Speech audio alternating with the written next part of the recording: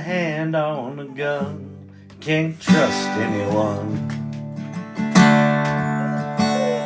But I was so sure what I needed was more. Tried to shoot out the sun. You coming? In days when we raged, we flew off the page. Such damage was done. But I made it through. Somebody knew I was meant for someone. So girl, leave your boots by the bed. We ain't leaving this room. Someone needs medical help or the magnolias bloom. It's cold in this house and I ain't going out to chop wood. So cover me up and know you're enough to use me for good. You done? That's it? Put your faith to the test when I tore off your dress in Richmond on high. I sobered up, I swore off that stuff forever this time. The old lovers sing, I thought it'd be me who helped him get home. But home was a dream, one that I'd never seen till you came along. Oh, Champy, sing it with me. So girl, leave your book dress by the, hang your dress up to dry. We ain't leaving this room till Percy breeze breaks open wide and the river runs through. He carries this house on the stones like a piece of driftwood. So cover me up, know you're enough to use me for God. Oh, Champy, happy Saturday night, everybody.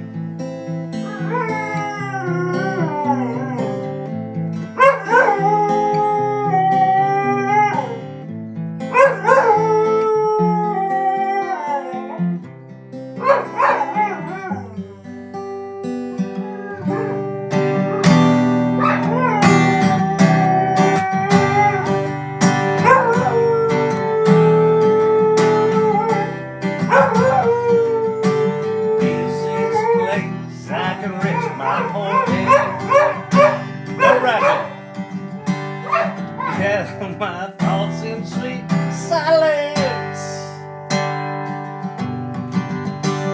And this is a place where the feelings are dead. From an overexposure to violence. And is this place I can slowly face? The only one I truly can know. These are tears from a long time ago. Got these tears from a long time ago. I need to cry 30 years or so. These are tears from a long time ago.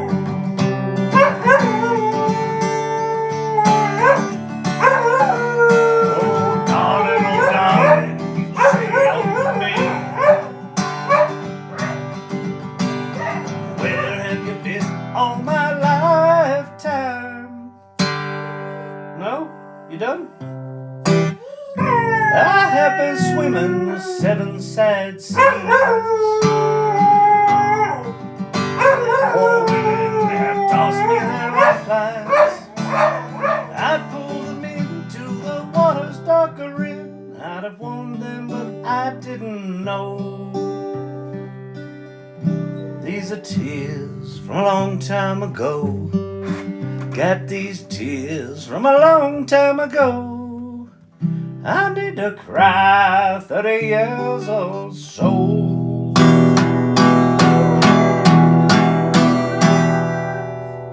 These are tears from a long time ago.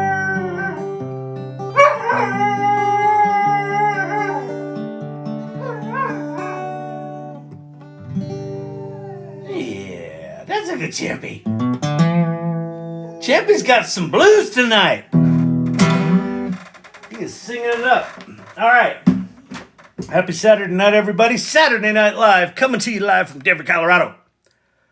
Blue gummy. Tasty. All organic. All right. How is everybody? Welcome, welcome, welcome. My name is Kyle Shannon. This is the AI Learning Lab. You know what we're going to learn about? Labs. No, I got nothing. We talk about AI. We talk about life. Last night we talked about cynicism. It was spicy. It was spicy. And we dug deep into ChatGPT and explored that it goes a little deeper than it might look on the surface. Because ChatGPT kind of looks like fancy Google. But it's more than that. So, if you got questions about AI, pop them in the comments below. If you're a regular here, an irregular, welcome. If you're a mod, welcome. Let me get the mod channel up and running so I can watch the chaos that ensues. You had a full-on ADD meltdown last night I saw on the mod channel, which was awesome. while I was off ranting, you were like having a whole art competition, which was fucking awesome. I thought that was beautiful. It's like, well, I guess he's talking for a while. We're good. Is Gemini better yet? Is Gemini better yet? We can play with Gemini. The one thing where I think Gemini has an advantage, you don't need Gemini Advanced for. Have you heard about GPT agents? I have. I think they're going to be significant. Right now, you can make them using open source tools and some open AI stuff, but they're not sort of out for the masses yet. I think ChatGPT, I think OpenAI will probably hit them first. So we'll see what they do with them. They're going to be interesting. Does ChatGPT cost? So I got to stop eating gummy bears. I'm the only one talking. So if I have shit in my mouth, it's not good.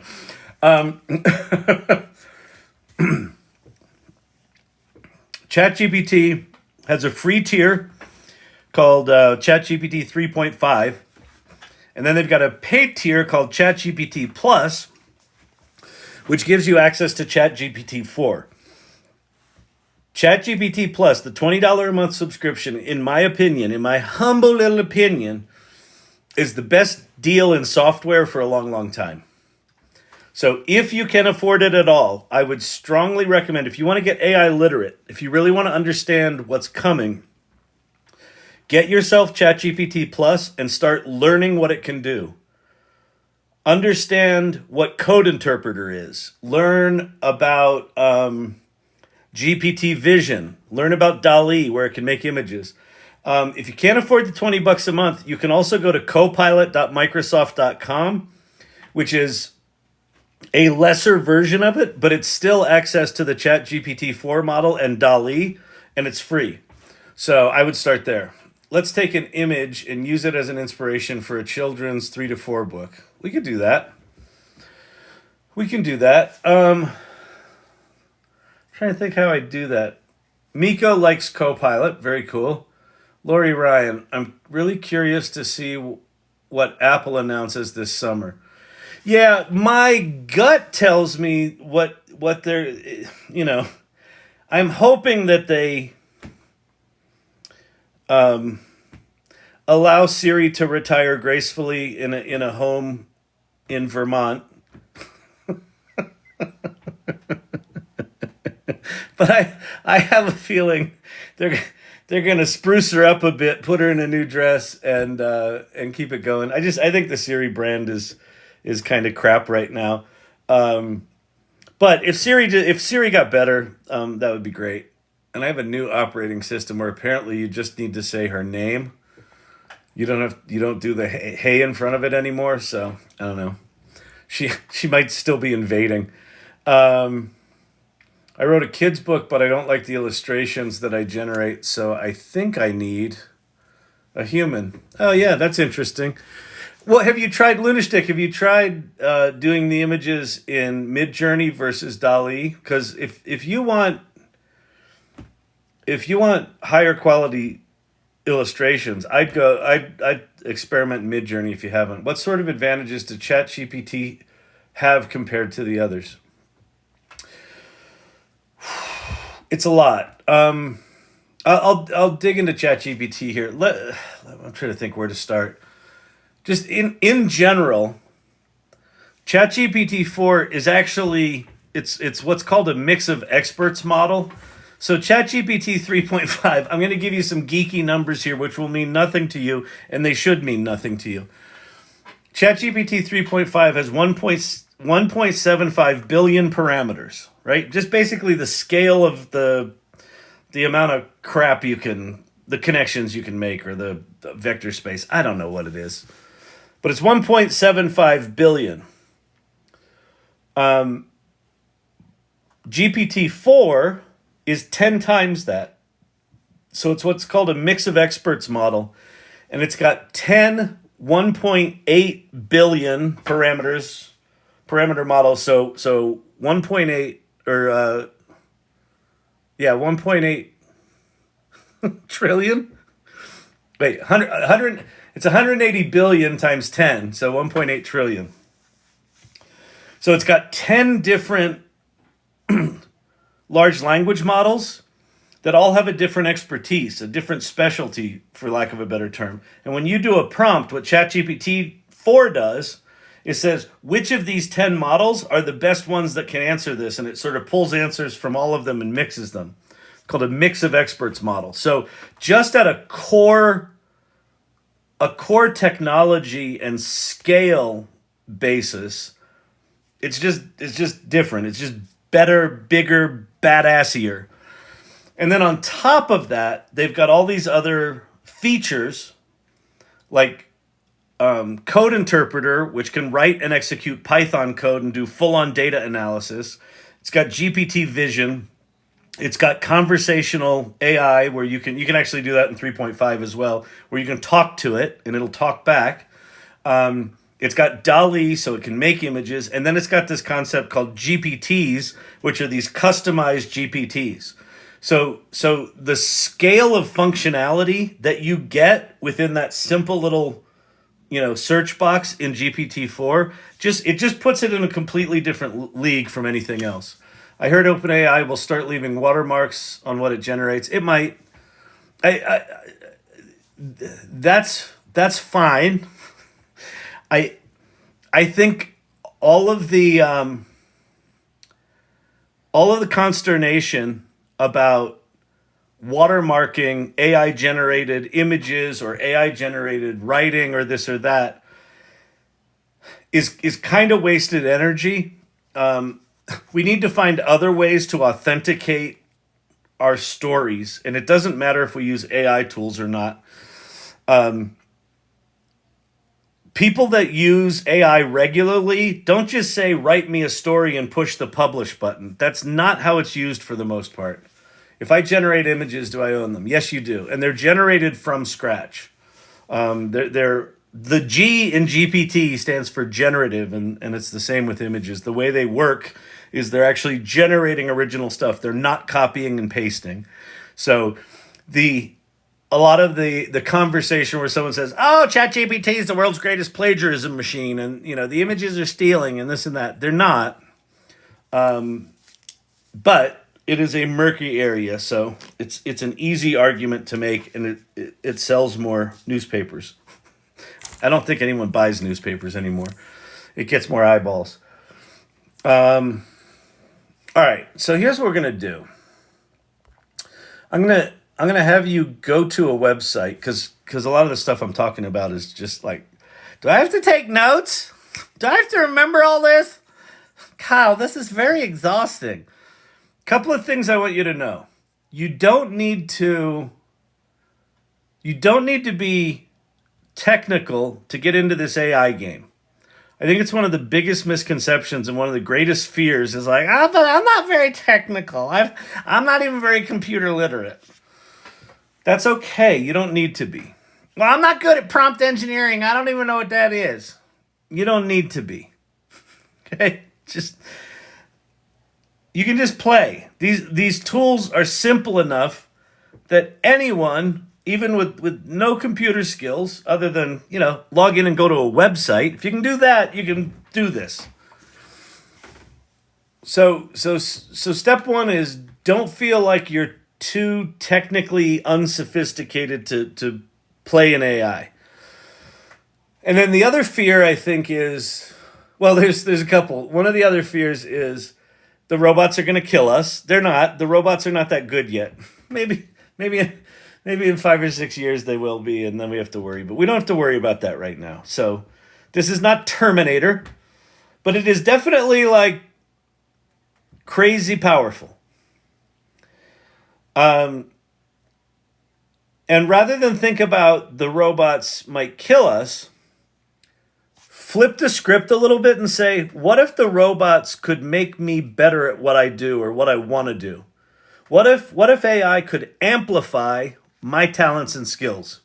Because that's what they're actually doing. And when you think about it like that, it gets really exciting.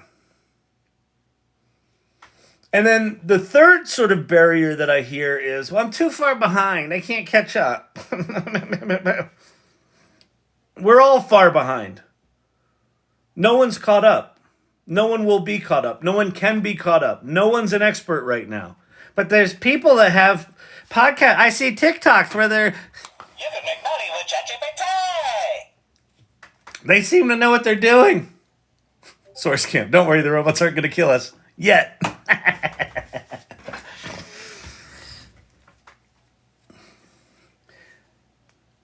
We're so early in this generative AI era. The generative AI era, from my standpoint, started on November 30th, 2022. It's not the beginning of AI. AI's been around for decades. What happened on November 30th, 2022 was ChatGPT launched. And ChatGPT does for machine learning and artificial intelligence what the World Wide Web did for the internet. It democratizes it and makes it available to non-technologists. That's only been around for a year. We're in the primordial soup era of all these tools. They're not great. You think one's in the lead, then another one bubbles up. You think you have the stuff figured out, then they change the technology entirely.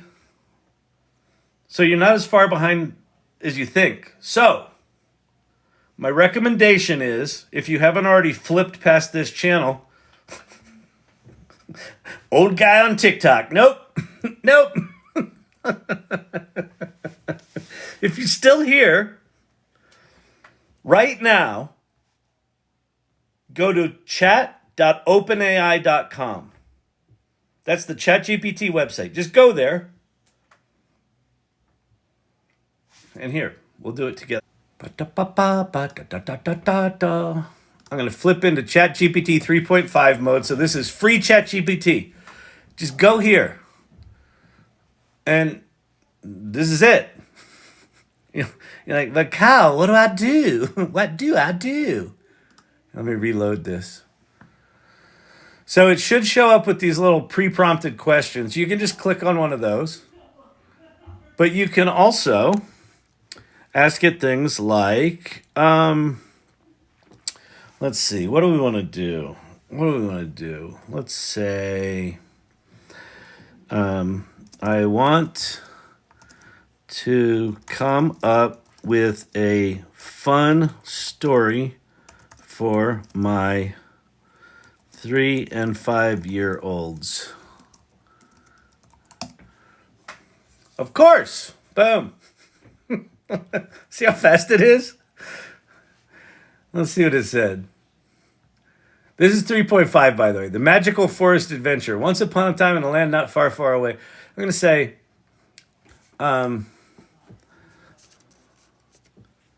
that's a little generic, period. My 3-year-old really likes trucks, and my 5-year-old is obsessed with hedgehogs. Period. We also live in the desert Southwest and talk about moving to the Great Lakes. Period. Could you make us a story that incorporates all those ideas?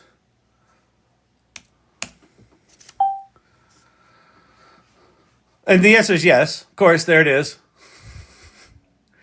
Hank the Hedgehog's big move. Once upon a time in the desert Southwest, there lived a little hedgehog named Hank.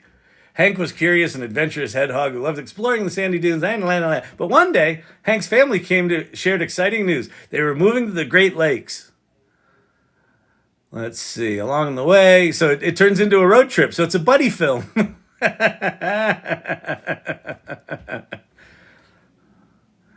Burst of energy, carried the truck. He even made friends with the family of ducks by the lake. And so, with the waves lapping against the shore, Hank embraced his new life. Swell, right? Then you can go, make a table that compares living in the desert Southwest to living by the Great Lakes. Sure, here's a table. So, and if you're thinking, wait, is somewhere on the internet a table that compares living in the desert Southwest to living in the desert Great Lakes? No. These systems, the G in GPT means generative. It's generating this stuff based on your prompt. It's creating original content for you. I could also do something like write a Python script that allows a user, write a Python script that allows a user to answer a few questions about what they're looking for in a place to live, and it recommends a region of the United States for them to live. It writes code too. Now put that in ChatGPT 4 and compare. It will look similar. GPT 4 will be a little slower, but like the GPT-4 writing is just it's more subtly better. It's hard to do it here. But what I can do in ChatGPT-4 is let's see.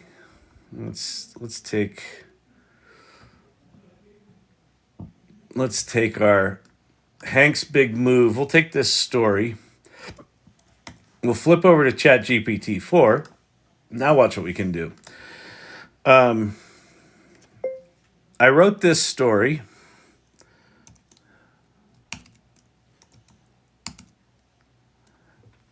And I'd like you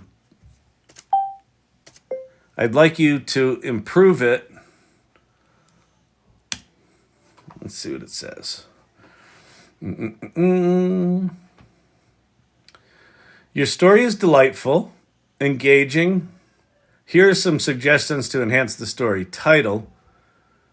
Keeping the title as it effectively captures the essence. Great. Character development. So it's giving us suggestions. This is ChatGPT-4 now. Introduce characters with depth. Behind Hank, introduce a few more characters. Hank's inner journey. Setting and description. Vivid descriptions. Plot. Okay, so it's just digging in, so it's helping us. I wish it showed images like Bard, though. Hang on, Miko. I'm about to go there. And Bard, by the way, the image generator in Bard is kind of crap compared to this. So let's say, great, rewrite the story based on your recommendations, and then follow the story with a list of 5 visuals that you think would bring the story to life. All right.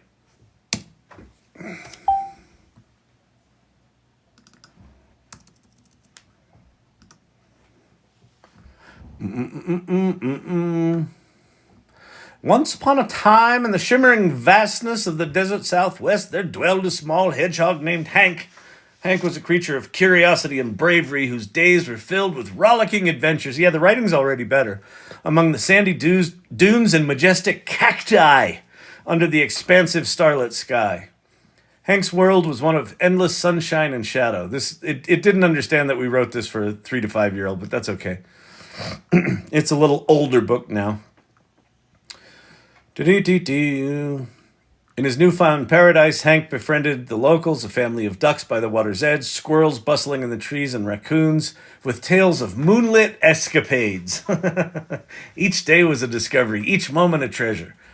All right, so Hank in the desert, a family packing, journey through the changing landscapes, a glimpse of Lake Michigan, new friends and adventures. Terrific. I'd like you to use a children's watercolor illustration style and create a 16 by 9 wide image for each of those 5 ideas. And so it will. And so ChatGPT 4, it's a more capable writing partner. It's a more capable coding partner. It's a more capable analytical partner. It can see images, which I can show you in a second. It can make images, which we're seeing here. There's Hank in the desert southwest. And then the next one, what's the next one? They're packing, right? Family packing.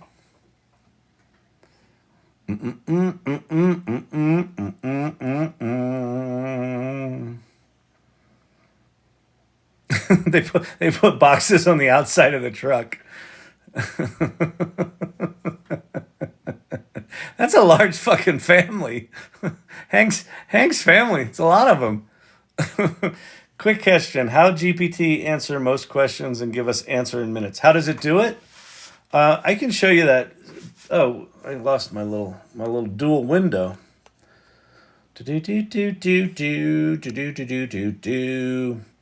So how it works is really quite remarkable. Oh, they're moving cross country, but Hank turned into a puppy, and the moving truck turned into a triple trailer semi.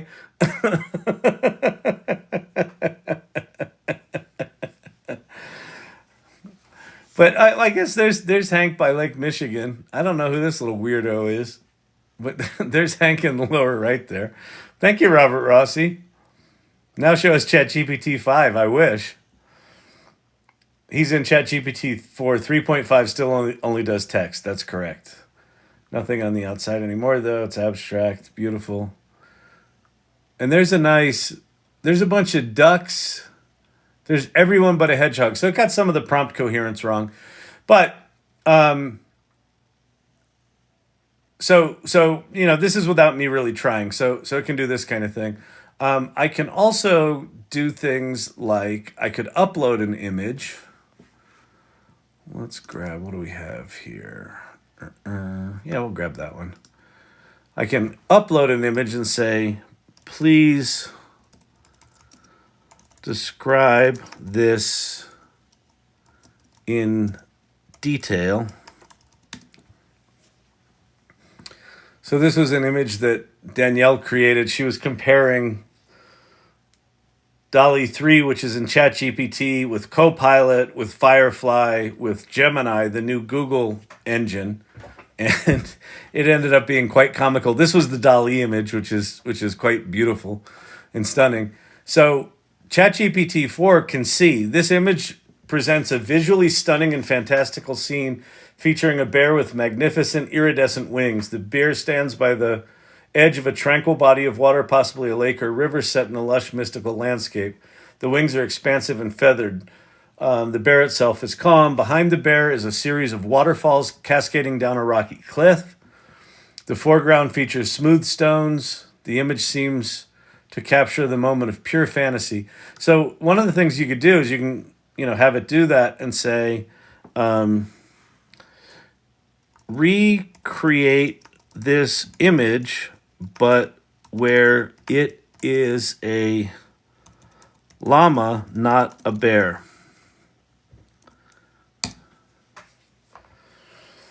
Quick question. How GPT answer most questions and give us an answer in minutes. All right. I'm going to come to that. I promise.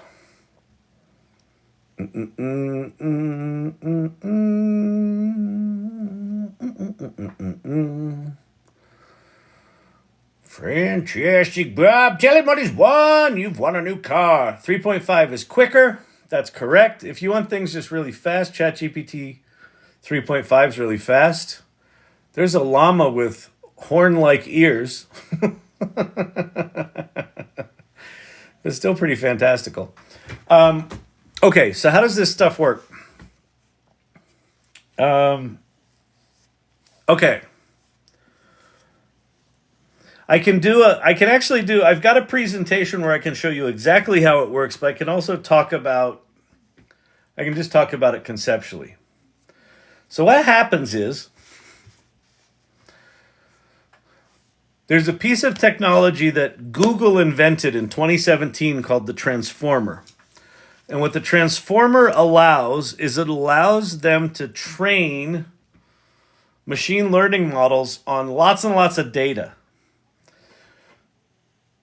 What OpenAI has done better than other people so far is they went out and they got as much of the data of the public internet as they could, and they do this thing called embedding, where they take documents or data from the internet, public internet, and they ingest it, right? So they call it training data. They ingest it, but what it actually ends up doing is it takes the individual words from all these documents from like 40, 50 years of public internet publishing, and it turns those words into mathematical numbers called vectors, and it creates this massive 1,000-dimensional mathematical space. It's fucking insane.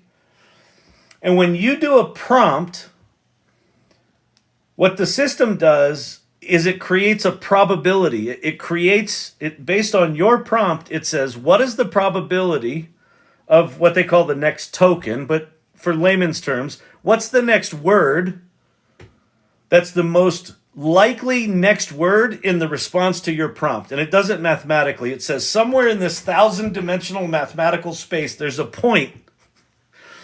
And it goes and finds that point. And then there's a word associated with that point, and it comes back and it writes the word the. and then it says, okay, what's the next most probable word? And it goes back into latent space, what they call latent space. And it's all these words that are clustered in groups of meaning. And it says puppy. And then it goes back and is awesome, right? The puppy is awesome. And so it writes that little sentence. It's doing it one word at a time, or one token at a time, or handful of tokens at a time. And it's literally writing an original work every single time you prompt it. It's remarkable. And the fact that it does it that fast, it's from a technical standpoint, it's a calculator. It's saying, based on all these words, give me what's called a vector. Give me a point in mathematical space. Then I'm going to go grab that and bring it back. That's all it's doing. That's why it does what's called hallucinating, where it doesn't understand what it wrote, because it doesn't understand what it wrote. It doesn't understand what these words are. It just thinks they're points in mathematical space. So it knows that this point in mathematical space is the most likely, and then there's a word associated with that. So it shows you the word, not the math piece. And that's how it does it. Which, when you understand how it works, it's even more remarkable what it does. The thing that makes it remarkable is the data it was trained on, which is like as much of the public internet as they could get their hands on, right? Still a very small subset of all the data out there, but it's a lot. It knows a lot. Kyle explains this better than most. I appreciate. Thank you. I appreciate the appreciation. And I can show you, I've got a slide if you want to sort of see how this thing works visually. I've got that. I can also, I can do it with boxes. I sometimes explain it with boxes. Let's see how Kyle explains this with his hands tied behind his back. I cannot listen. In my company Storyvine, my nickname is the hand wavy guy. I'm the hand wavy guy, and my co-founder is the woman that keeps the trains running on time. So we're a good partnership. I invent the shit. She makes sure we're still in business. But I gotta invent like this. Have you ever asked Pate how it does magic? I talk to Pate about it all the time. Pate hates the word magic. Well, he might like the word magic. He hates it in relationship to what these tools do. For Pate, this is mathematics. For any engineer, this is mathematics. For any human being, it's fucking magic. Somewhere between those two realities is actually what's going on. As far as I'm concerned, the level of math that Pate does is like, magic. It's like, good Lord, I don't know how he does it. But that's why we have different skill sets on this planet. Because some people love the math, and other people like the words, and other people like the pictures, and other people like the process. And then other people like making flapjacks. Or chopping wood. Or carving wood. It's magical. That's really good, Detroit Jay. Next time Pate's on, I don't know if Pate's here tonight, but I think we're gonna have to call it Mathematical. I think that what I like about it is it acknowledges the math, but it's gonna make him cranky, and I'm a fan of that. I think that's good. Every time Pate hates on magic, another cryptid is released into the wild. It's so true. Oh man, this is brilliant. I can't wait. Exactly. Pate, it's not magical. It's mathemagical. TM. He's gonna boop. Steam coming out the ears. Face goes red.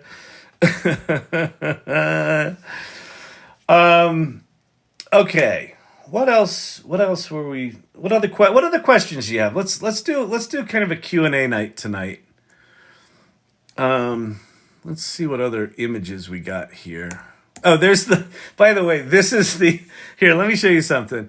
So we started with, so this was the wings or whatever the prompt was. It doesn't really matter. But that was the bear that DALL-E 3 did, ChatGPT did. And then we were comparing it with the new Gemini Advanced, which is their super fancy ultra 1.0 version, and it made it made this sad bear. He's got like paint on his fur. Somebody glued like these shitty Halloween costume wings on him. He just doesn't look happy. So there's now in the AI Salon. I'll talk about the AI Salon in a bit. But there's now a whole. There's like hundreds of these bears. We call them the Gemini bears. Oh, poor thing. Anyway, that's an image that Corey did. Both of these, those are really cool. I thought I had something else in here. Guess that's kind of cool. Most of these images are images that people in the AI Salon have created. That's a cool one.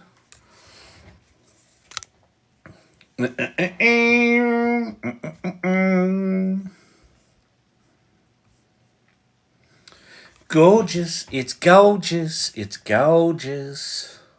Poor Gemini bear. I know, poor Gemini bear. Everybody picking on a Gemini bear. He's cute. Thanks, everyone. I appreciate you letting me know. I'm new to this channel. This is awesome. So, Fly Life campaign. What do you want to know? Like, where are you in the journey? Are you brand new?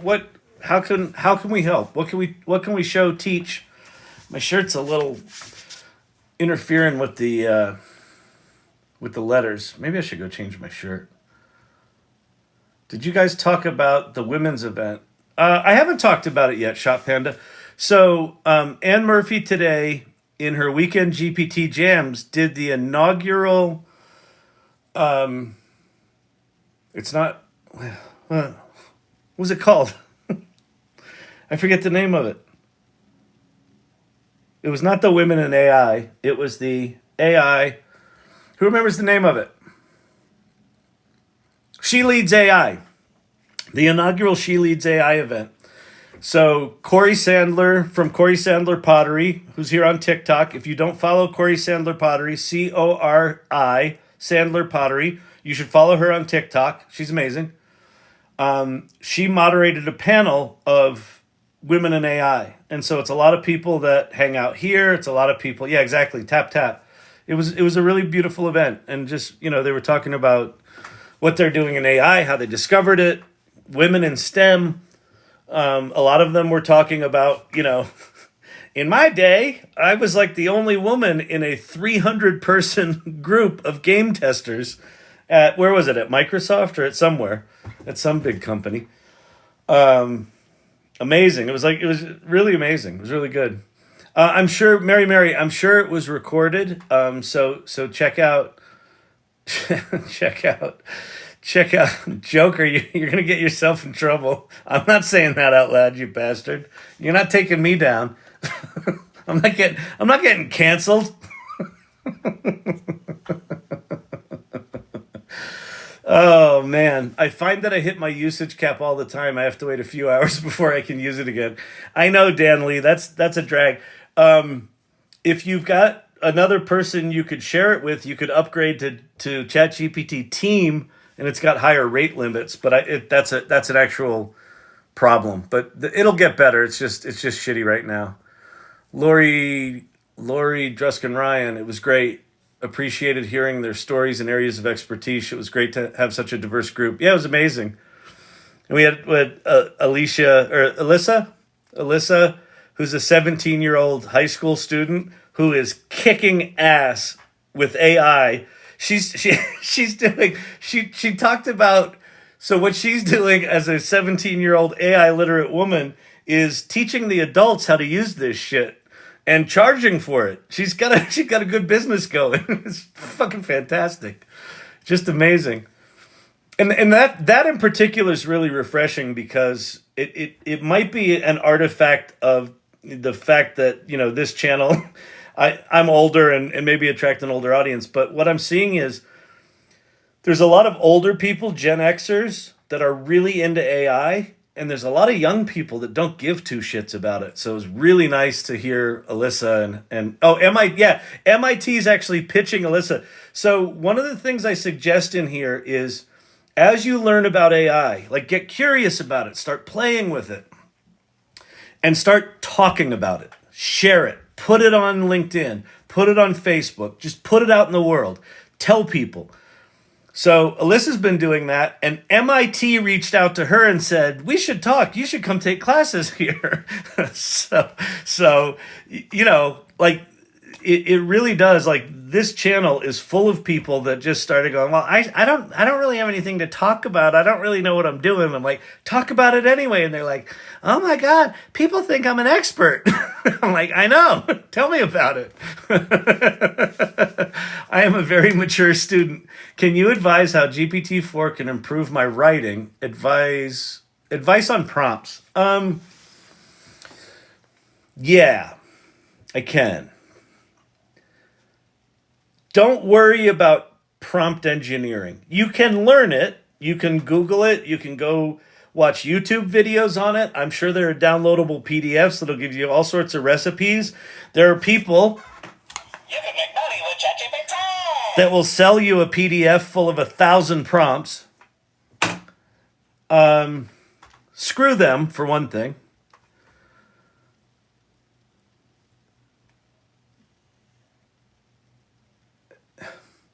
Understanding how to talk to these systems is important, but depending on the system and depending on your use case, it may not be that important. So for example, here, let me show you something cool.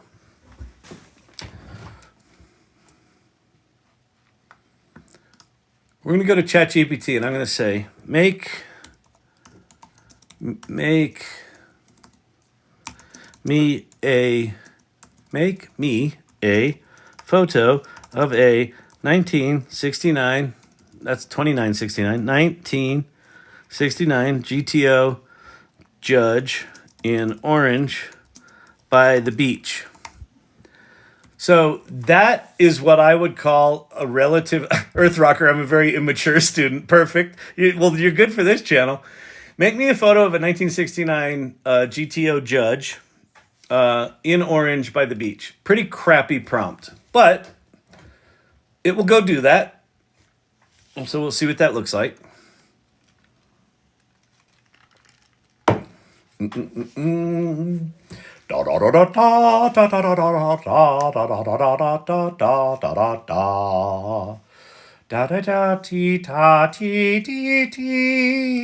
right, lovely. It's a lovely GTO judge. It actually looks like a GTO judge in the front. Looks like a 69. Crazy. Now, if I click on this picture and I go to this little eye right here, this is the prompt that was actually submitted. A 1969 GTO judge in bright orange parked on a sandy beach with the waves gently crashing in the background. The sky is clear with a few wispy clouds reflecting the golden hour's sunlight, casting a warm glow on the car's sleek line, and it goes on and on and on and on. I didn't write that. ChatGPT wrote that. So these systems are getting increasingly sophisticated in taking your intent and helping you with it. Now, some systems don't do that really well. So some systems you have to be better. Like if you want to use Midjourney to make images, you've got to kind of understand their syntax and their prompting language and their modifiers, and you have to it's essentially like writing command line codes to write images. The latest version of Midjourney, version 6, it doesn't have to be as structured. You can just talk in like flowery language like this and it does pretty good. But all of the versions before that, you had to be quite technical. So don't think that you have to become a master of prompting. Certain jobs you might get, you might want to learn that, but I don't think it's a requirement. As we move into the era where these systems do reasoning and have what are called autonomous agents, you're not going to need to do much prompting at all. You're just going to kind of give it a goal and it's going to go. So I wouldn't worry a ton about that. Now, if you want advice on how to write better with ChatGPT, here's the biggest advice I can give you.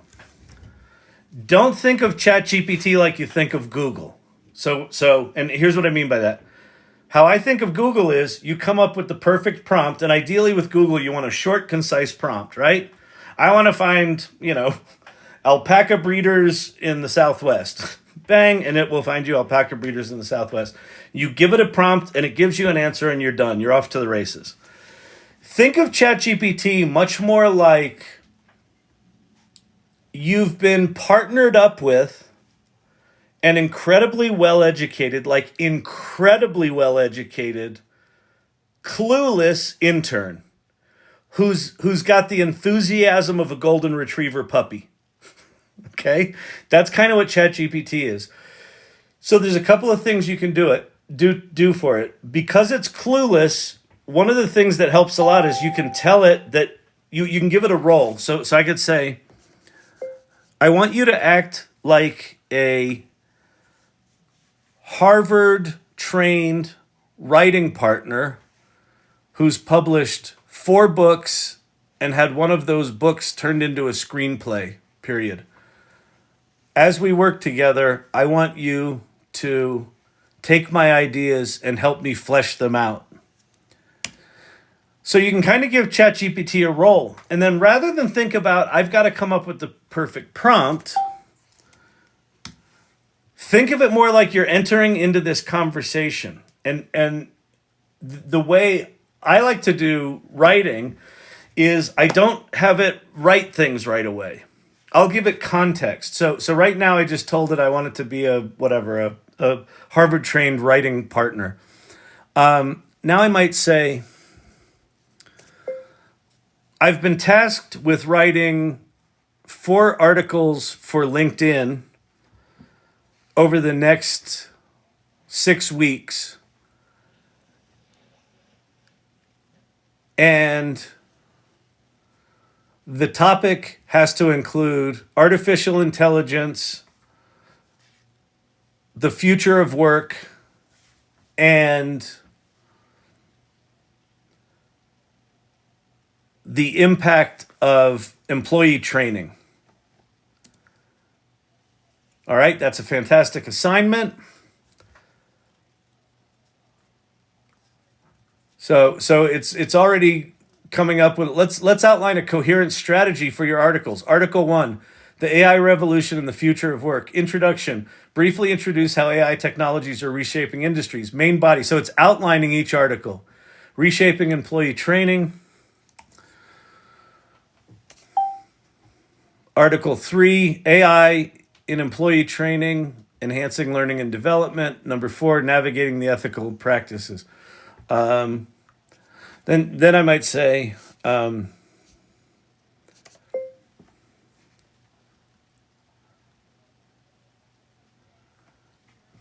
like number 1, but I want to make sure to include some of the fears and skepticism about AI weighted more heavily in Article 1 than it will be in Article 4, period. Can you give me a detailed outline for Article 1 with this new guidance?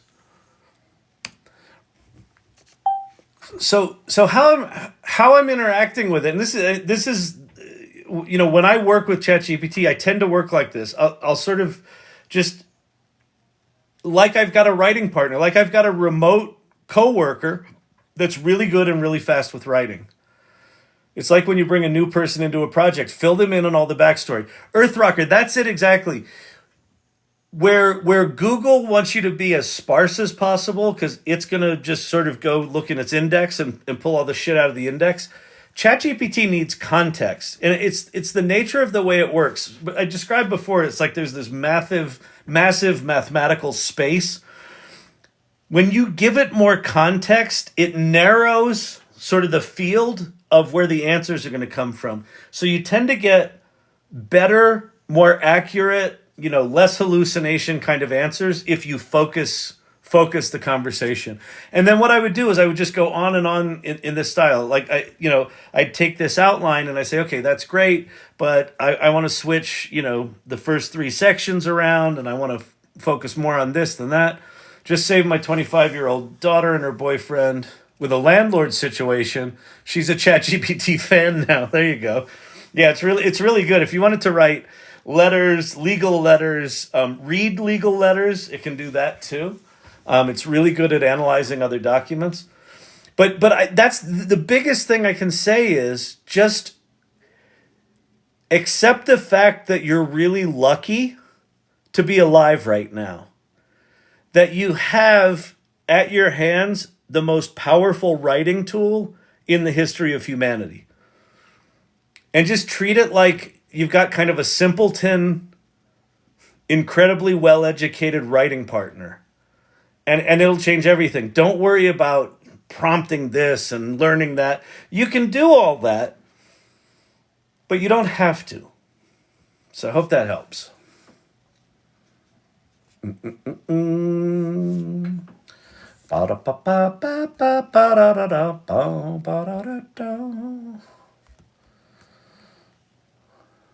He wouldn't do anything. Love the puppy remark. Thank you. Great simple explanation. You're welcome. Well, so I got to tell you, I talk about it being like a golden retriever puppy. You know how when you're dealing with humans kind of suck sometimes, like even when they don't mean to?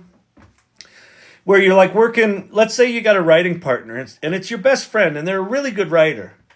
And then you come up with a stupid idea. What does your friend do? They make fun of you, right? Even if it's in jest and even if it's loving, like, oh, that's a good idea. And like a little part of your soul dies inside, right? You're like, oh, fuck, I knew it was a stupid idea. And then you edit yourself the next time. I'm not going to say that out loud again. What happens with ChatGPT is you're like, I kind of have a shitty idea. It's like, hey, what a fantastic idea. That's a unique spin on things. It's always positive and it's always reinforcing and it's always encouraging. And then it'll say, oh, that's great. Let's explore that. And it'll write it out. And sometimes it writes it out and you look at it and you're like, whew, that was a horrible idea. But now that it wrote it out like that and I can see it, now I have an idea. And then you tell it that idea and it's like, ooh, excellent idea. Or sometimes it writes it out and you're like, that was better than I thought. I hate to admit it, but I'm kind of a thing. There's something about it that it's constant positive reinforcement. And it's weird. Human beings don't do that. They should. Right? We live in a divisive time where the past 10, 15 years, we have bought into whatever the fuck story has been told to us that we should hate the other side, right? So we're in this divisive thing where we're yelling at each other in coffee shops because someone said the word frog wrong. It doesn't fucking matter, right? We're just in this weird time. So I at least personally feel like hypersensitive to like, can I say this word? Am I gonna get in trouble? And what happens with ChatGPT is you can fucking say anything. Well, you can't ask it to do naughty things. You'll see its safety guardrails come up sometimes, which is a drag if you're trying to write fiction. Certain kinds of fiction are tough. But for the most part, like one of the things that really blew me away about ChatGPT early on was you know how in society right now there's certain words that you literally can't say the word, right? You can't say trans right now without it, instantly politicizing the room, right? You're either for it or against it. And like, if you say that word, I'm going to determine in 3 seconds if I should hate you or high five you. That's the world we live in right now. So there are certain words, phrases, topics, concepts that you literally can't bring up unless you know who you're talking to.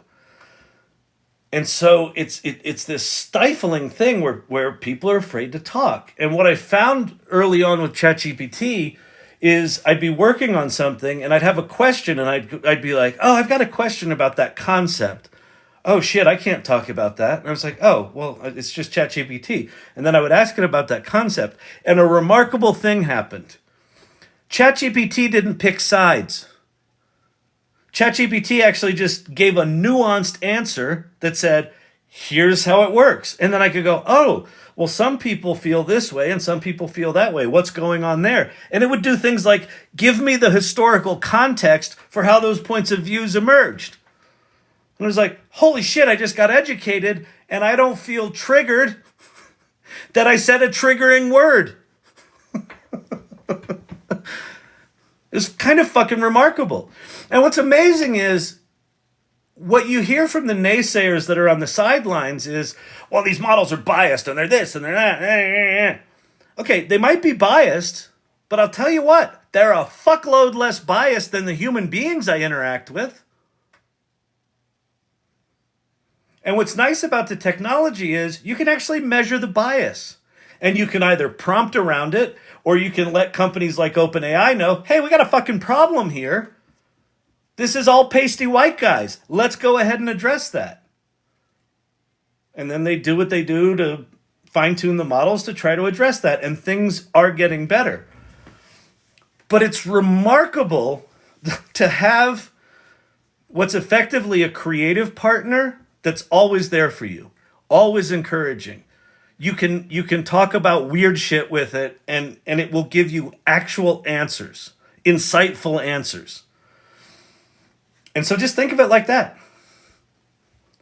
You're lucky to be living at a time where for free or for $20 a month, you get to interact with the most sophisticated writing tool in the history of humanity.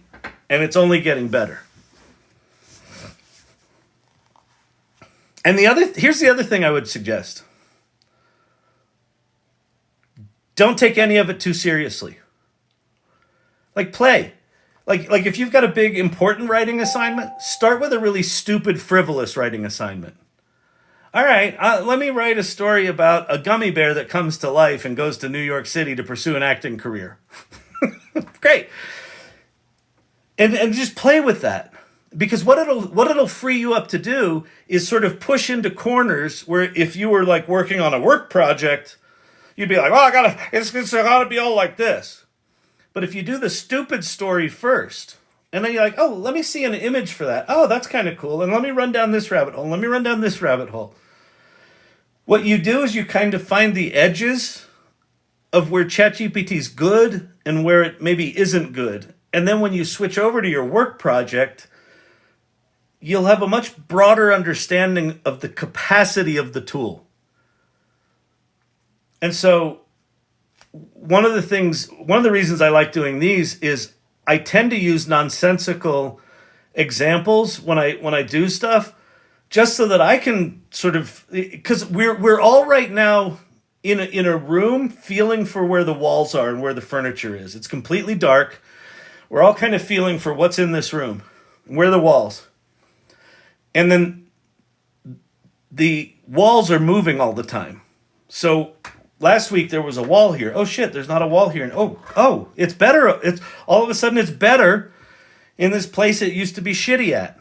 The only way you can find those walls is to play. So just play. Create pizza recipes. Create hedgehog shampoo formulas. Like anything. And then do work. And then talk about it. Share it. Join the AI Salon, which I'm going to talk about right now, or a group like it. Get in community of people who are playing with this, because it's so hard to explore this stuff on your own. It's moving too fast. It's too nuanced. It's too all over the place. But you get in a community, and all of a sudden someone will pop on and go, oh, I did a cool thing. Look at this. And you're like, holy shit, I've been trying to figure that out for a week. And they just did it. And they just taught you how to do it. Ah! So what I want you to do is I want you to go to that URL, thesalon.ai. And what that is not a hairstyling studio, clearly. It's a salon, like an idea salon, like a place where smart, generous, interesting people show up and connect and share ideas and share what they're working on and inspire one another and challenge one another and occasionally piss one another off. It's part of it when you got community, right? When you go there, you're going to go to this link tree,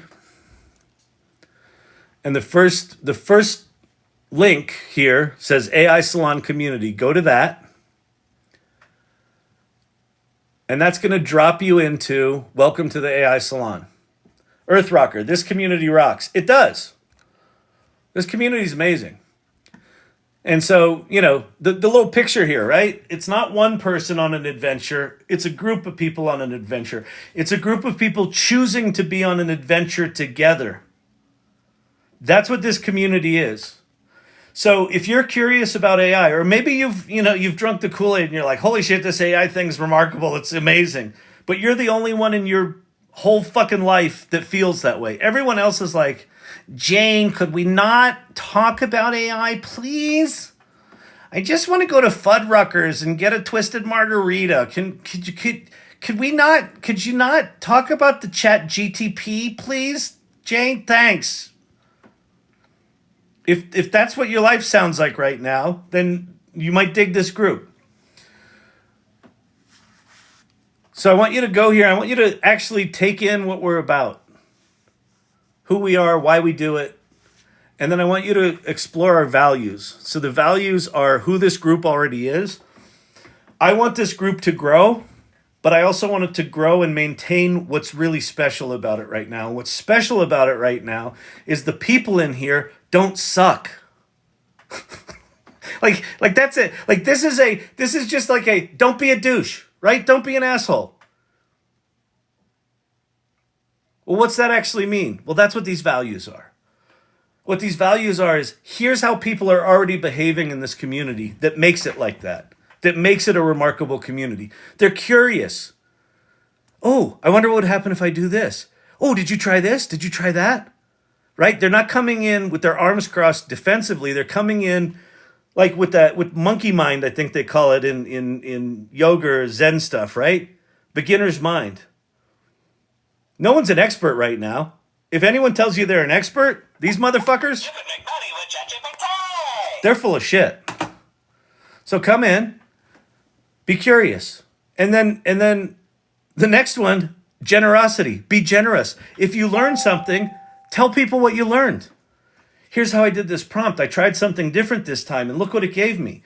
Well, I got this image. Like Corey Sandler, she gets these images that are fucking beautiful, and then she keeps going for like 30 or 40 more iterations. It's like a remarkable way of working I never would have considered. And the only reason I know that is because she's generously sharing what she's up to. Exploration is one of the values. Like, are you adventurous? Or do you just want to lock things down? We're not in a phase right now in AI where anything is locked down. So you kind of have to be adventurous. Collaboration. Are you collaborative? Hey, let's put on a show. You're good at this. I'm good at that. Let's do something together. Inclusion. Everyone's coming from everywhere right now, right? So don't judge them if they're just getting started in AI. Don't judge them if they run storage facilities. Jim Ross, who's a part of this community, he buys and manages storage facilities and teaches other people how to do that. In a lot of AI communities, they would look at him and go, well, he doesn't really do AI. I can tell you this, Jim Ross is better at AI than almost anyone I know. He takes what he learns and he applies it to his fucking business like that. He's remarkable at it. So be inclusive. Empathy. There's so much fear and there's so much anger and there's so much misunderstanding about what these tools actually are that we had someone come in last night. They were very angry. They were very cynical. I got a little reactive. And at the same time, I have deep, deep empathy for that fear. This is profound, profound stuff. I'm 11 and a half years into an automated video storytelling company. And along come a set of tools that are going to automate everything and take the manual narrative process that I've developed over 12 years and make it instantly available to everyone. My entire business is, if I don't do this right, at threat, right? This shit can be really scary. So this is a community that recognizes people might be pissed off, people might be scared, people might be reticent, people might be skeptical. And rather than judging it, say, let me understand why you feel that way. Oh yeah, I can understand that. You want to see something cool? And then the last one is gratitude. We just added this value 3 nights ago. Thank you, Danielle, for inspiring this. We believe that gratitude is a practice. Gratitude is not just a feeling, but an action. Take the time to acknowledge the efforts, support, and successes of the extraordinary people in this community. Especially if someone inspires you, go out of your way to acknowledge them. Tag them in your post. Reach out and let them know they made a difference. Thank you, Empower.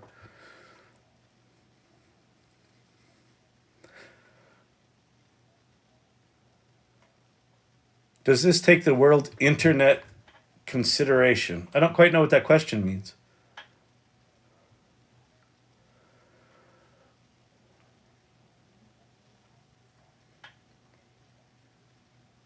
I'm on a new mission lately. One of the things that this thing's written about gratitude to other people, but one of the things I'm noticing in this community, and one of the things I'm noticing in general with people who are leading AI voices, is that there's a lot of apologizing for how not expert someone is. There's a lot of apologizing. Oh, that's beautiful. Thank you very much, Robert Rossi. There's a lot of apologizing for, well, I'm not really an expert. Well, this just took me a few minutes. Well, I'm not really that good. One of the things I want to encourage is gratitude for yourself. Acknowledge that no one's an expert right now. If you are doing this at all, like if you're showing up to these TikToks, if you're part of the salon community, if you're just getting started with it, but you're curious about it and have an open mind, you are farther along than 95% of the people on the planet. One of the things I want to encourage in this community is I want us to all, including myself, stop fucking apologizing for how not whatever you are. And I think it lives in this value of gratitude. And so gratitude is outward toward other people. I think it's also inward toward yourself. The fact that you're curious, the fact that you're showing up here is remarkable. Don't apologize anymore. So anyway, so that's what the salon's about. These are who the people that are in here. Now, here's the thing about values. When you have a strong culture, when you have a strong community, it's good and bad. If in reading these values, if they sort of turn to your stomach and you're like, ugh, that sounds like an awful community, really? Then this isn't your people. If you hear these values and you're like, oh my God, is it really like that? Yeah, it's actually really like that. Then these probably are your people. So my request is really read what we're about, really read the values and really take them in. And if this feels right to you, then you should join. And so how do you join? I don't know. Mighty Networks is the platform we're on. But that doesn't really matter. Just, make an account, I think.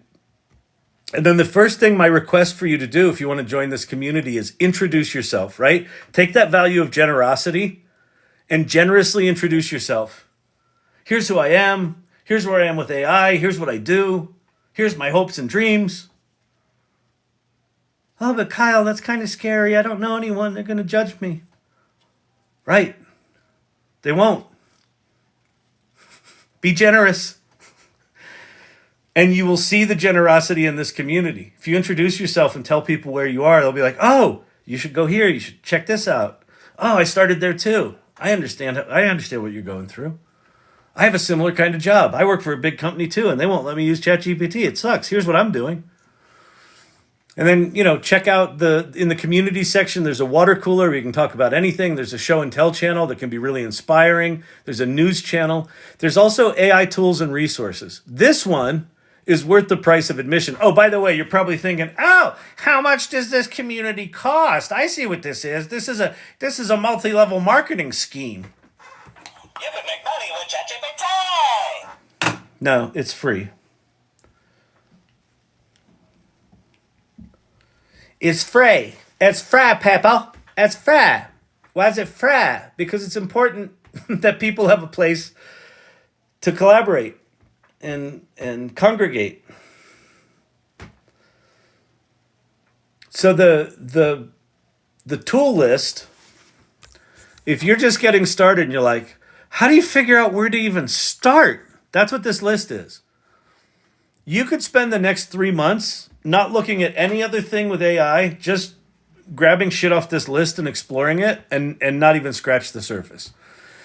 So the first thing on this list is ChatGPT. And I talk about, here's what you get with ChatGPT 3.5, the free one, and here's what you get with ChatGPT 4. I strongly, unless you can't afford the $20 a month, and even then I would say, what can you do to earn an extra $20 a month or not spend an extra $20 a month to get this? I would learn everything you can about ChatGPT. ChatGPT 4 in particular. every one of these bullet points is a whole nother rabbit hole to go down. And if you can understand how to quickly navigate between these, which that's how it's designed, you can quickly navigate between these modes.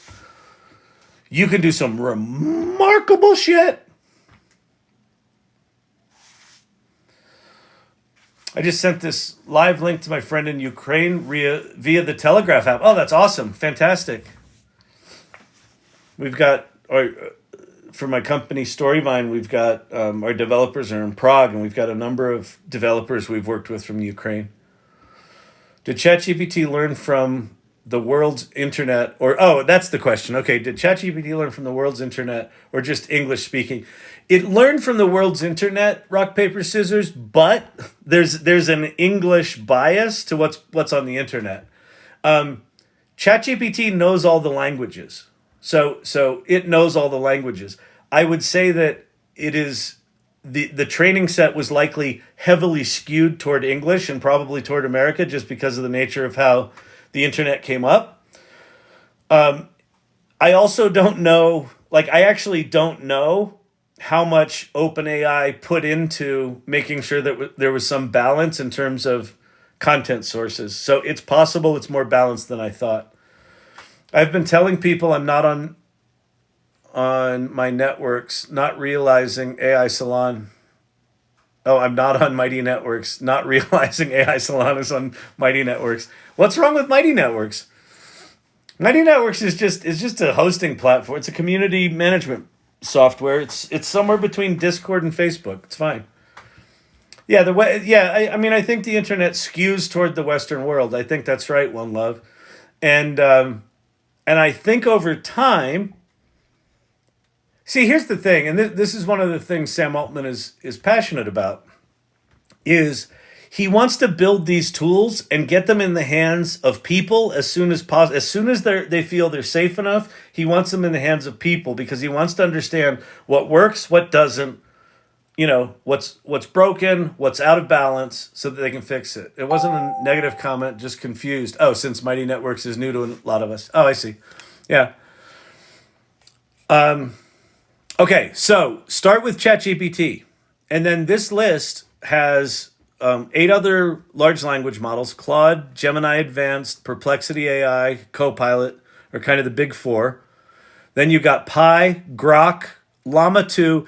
Llama 2 is actually the one from Meta that's been open sourced. If you're geeky, the open source community right now is on fire. There are so many open source projects. If you're a developer in any way, I would strongly recommend you get involved in open source projects with Llama and whatever. LangChain, autonomous agents. There's all sorts of shit you can be building right now. And you can be, sort of building on the back of the Llama 2 stuff that's out there. That's a whole world in and of itself. I don't really cover it because it's just way too deep. The waters are too deep for my knowledge base. But there's a lot there.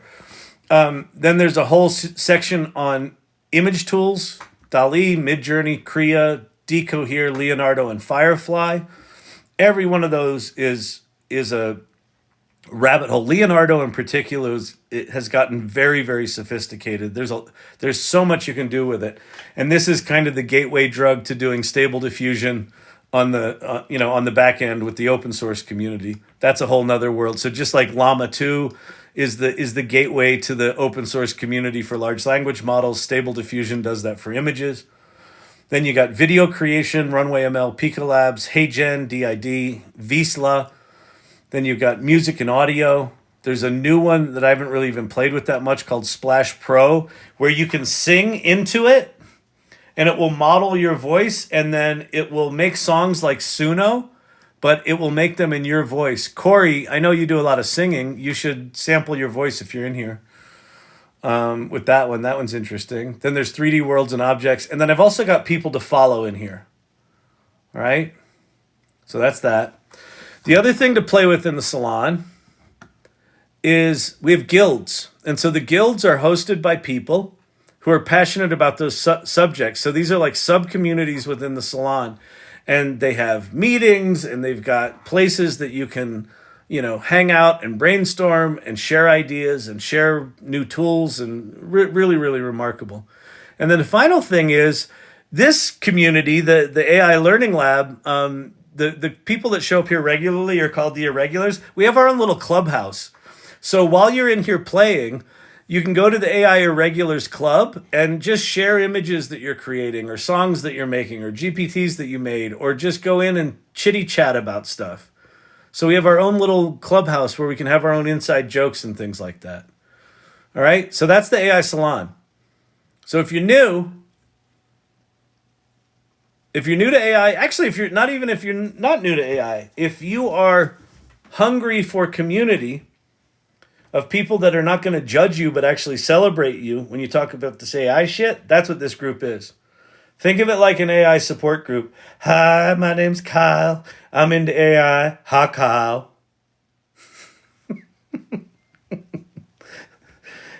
It's been 3.5 minutes since I made an image in DALL-E. Yeah, we know.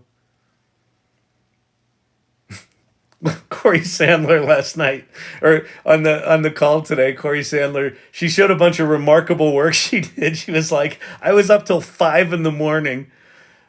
just running down rabbit hole after rabbit hole making AI art. This group is a bunch of enablers. We won't help you crack the habit. We'll make it worse.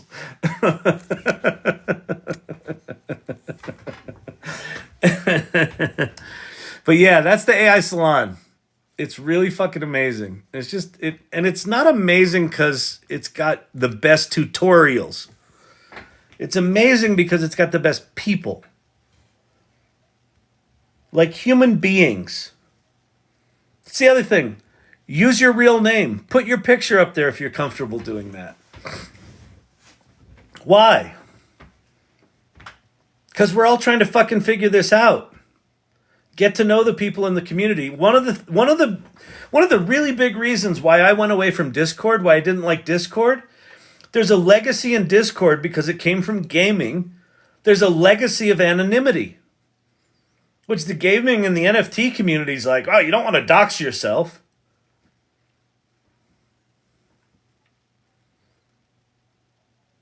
I want to get to know the people that are in my community. That's what this is about. People have different levels of comfort with safety. If you don't feel safe, then fine. But if you're just doing it because everyone else is doing it, then use your real name. Let us get to know who you are.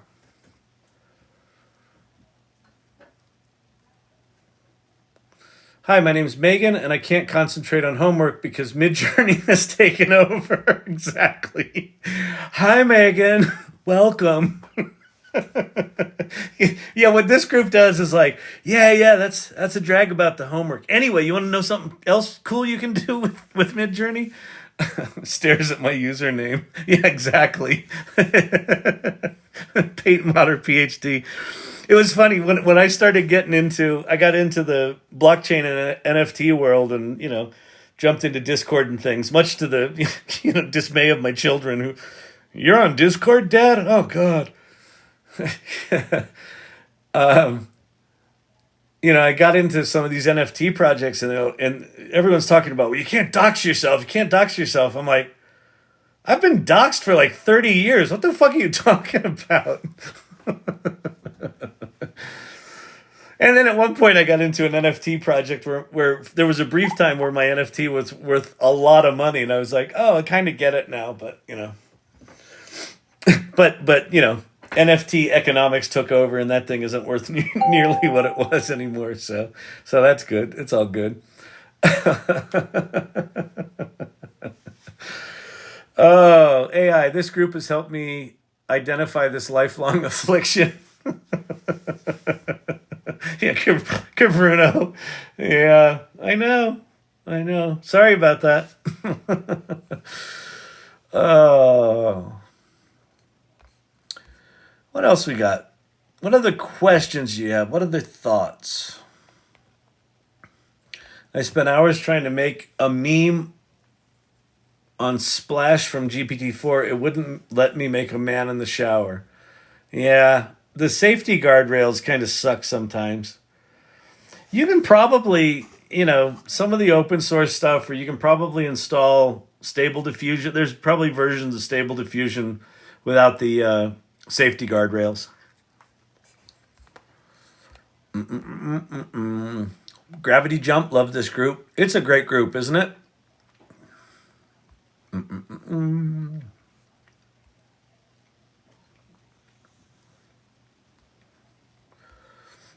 We're enablers, but in a good way. It is true. There's so much opportunity. I mean, that's the thing that I'm most excited about is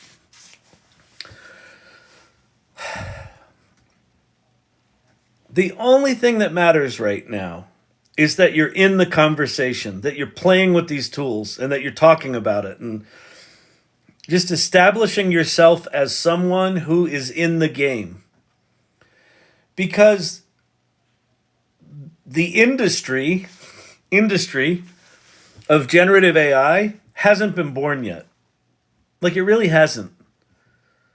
The McKinsey report from, I think it was from November, was a follow-up report to a study they did at the beginning of the year. At the beginning of the year, 87% of people were not using ChatGPT. I assume this is in America.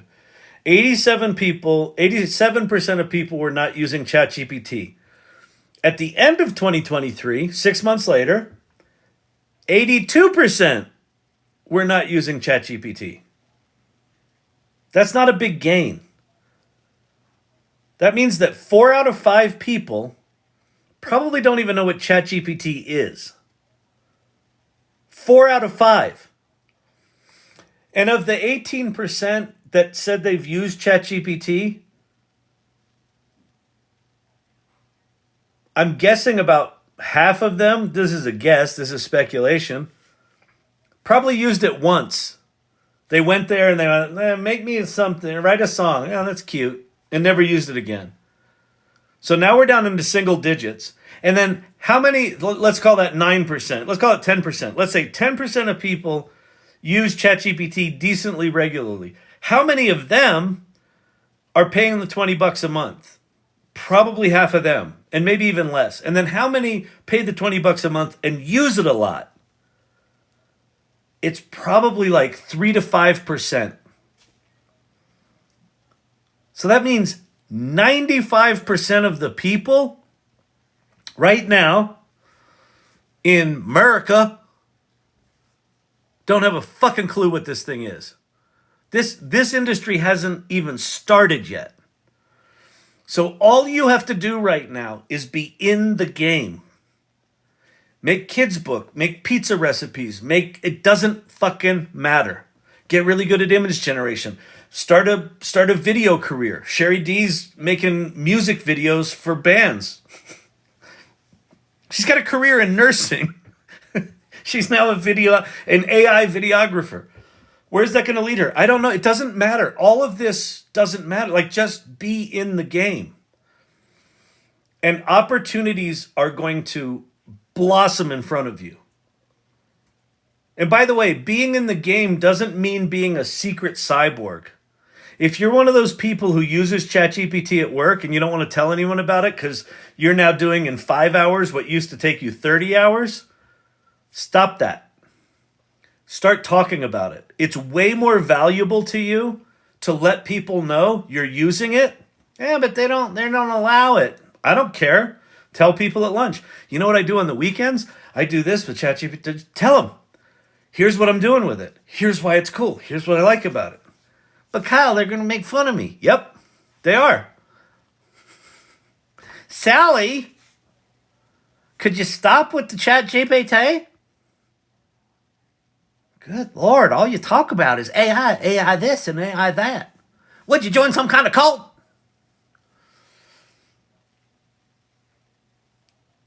That annoying person, 6 months from now, is going to tap you on the shoulder and go, hey, Sally, I know you were kind of into that AI stuff. Do you still do that? Could you teach me? Because I think I need to learn it now. 95%, somewhere, some massive majority has no clue what's going on. And this shit ain't going away. Did you see the thing yesterday? What Sam Altman's trying to raise, money-wise? He's raised $13 billion, which is a lot for a startup. Rumor was he was over in Saudi Arabia or wherever, Middle East, trying to raise $100 billion. That was right around the time where he was fired for not disclosing something. Well, it came out yesterday or the day before. He's actually trying to raise between $5 and $7 trillion to create the world's largest chip manufacturing company to be able to do the computing to do AGI. $5 to $7 trillion. That's more than the market cap of Microsoft and Apple combined. Not their revenue, their market cap. This shit ain't going away. This was like actually in a business publication, right? This wasn't like in Psychosis Journal, Psychosis Weekly, that he's just delusional that he thinks he can raise this much money. There's an actual plan. It's bananas how much people are ignoring what's going on. Aruga, exactly. It is remarkable, but like we've seen it before. So in the early days of the World Wide Web, I started one of the first digital agencies in 1994. And everyone thought I was a fucking weirdo. Kyle, why you talk about the World Wide Web all the time? This is boring. I'd be at parties. Oh, you want to know what else you can do on the web? You can stick pictures on a page, and then you can click on a picture, and it takes it on there. I had a bunch of friends that were actors and writers and artists. They were like, huh? And then, you know what's amazing? So I did agency.com, got, wildly successful, like crazily successful, because I was in the conversation. And then all those people that made fun of me after all that success said to me, Kyle, in various times, I should have listened to you. You were really onto something there. I was like, yeah, thanks. Those same people today, when I talk about AI, they're like, why are you talking about AI? It's like, really? Really, you motherfuckers? Really? Kyle, I just had a GPT define... Oh, crap, that just went away. I didn't see what that said.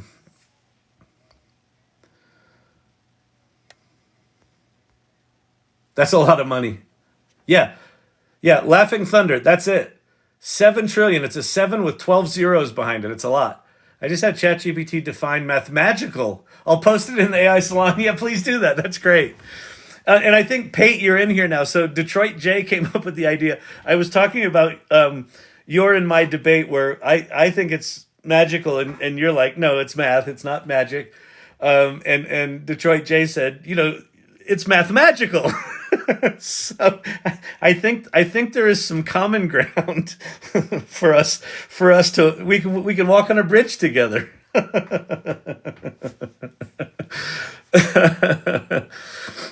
Oh man, that's really funny.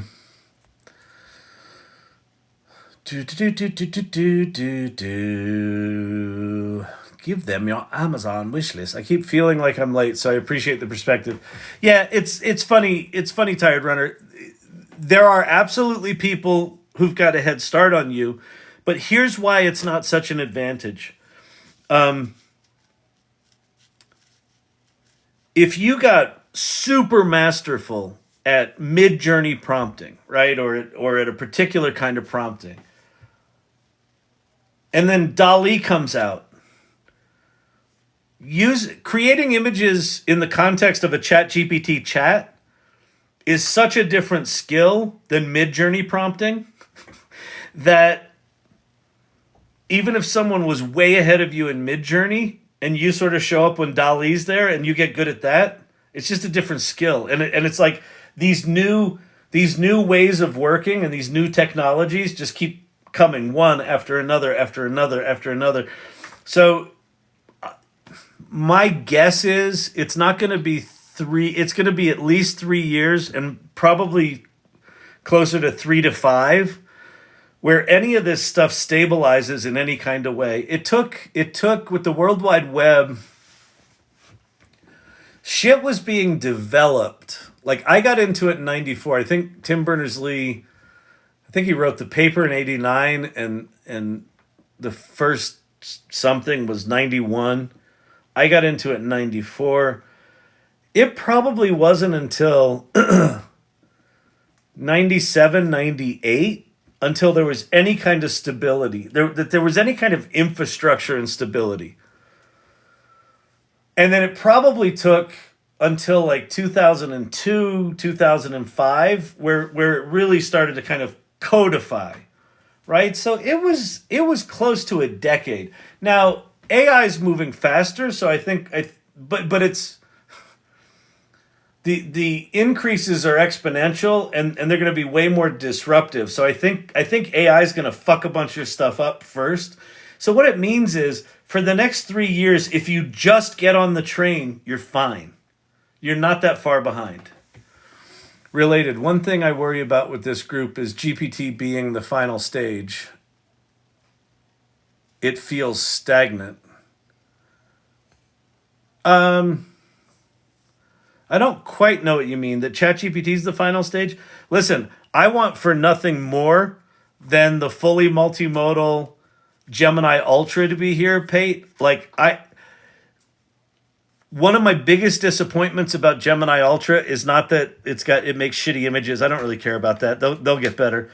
The thing that I'm really bummed about that we didn't see in this launch was the visual interface, the infinite canvas interface, because it's a completely different way of thinking about how you interact with a large language model. Having a truly multimodal interface and a truly multimodal large language model was something I was really looking forward to because it requires a completely different kind of thinking. And we're not even talking about getting to, large language models that reason and have autonomous agents. Like that's coming this year too.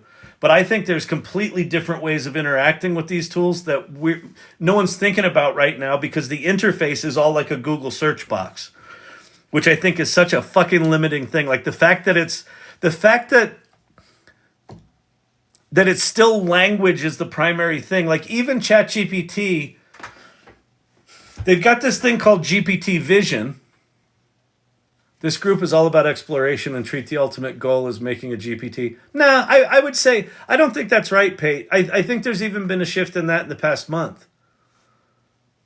The reason people are excited about making GPTs is you've got people who are not engineers, who are not coders, who for the first time in their lives have access to a tool that lets them create sophisticated applications without having to program. That's staggeringly powerful. So I would give people a little bit of grace that they're exploring that.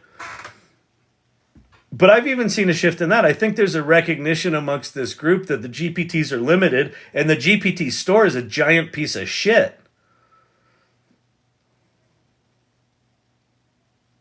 Oh, that's a great question, Lunashtick. So Pate, what impresses you most about Gemini that we haven't noticed? That's a great question. And not whatever you've seen on the inside, but what about what was just released are you most impressed with? I think that's a great question.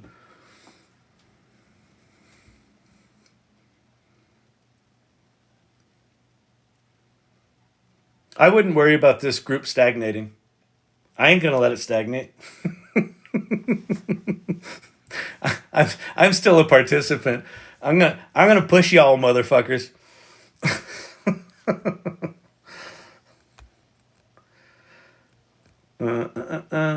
I will not stop building with AI until it can do the things I don't like or don't know how to do. Yep.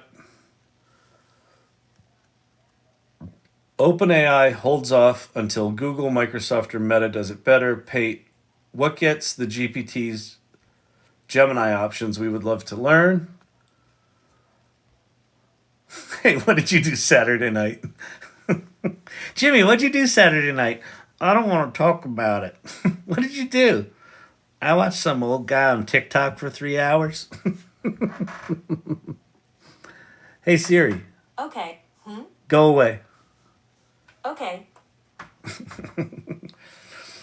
I think it's a very good model overall, and the text seems to flow better. Okay, cool.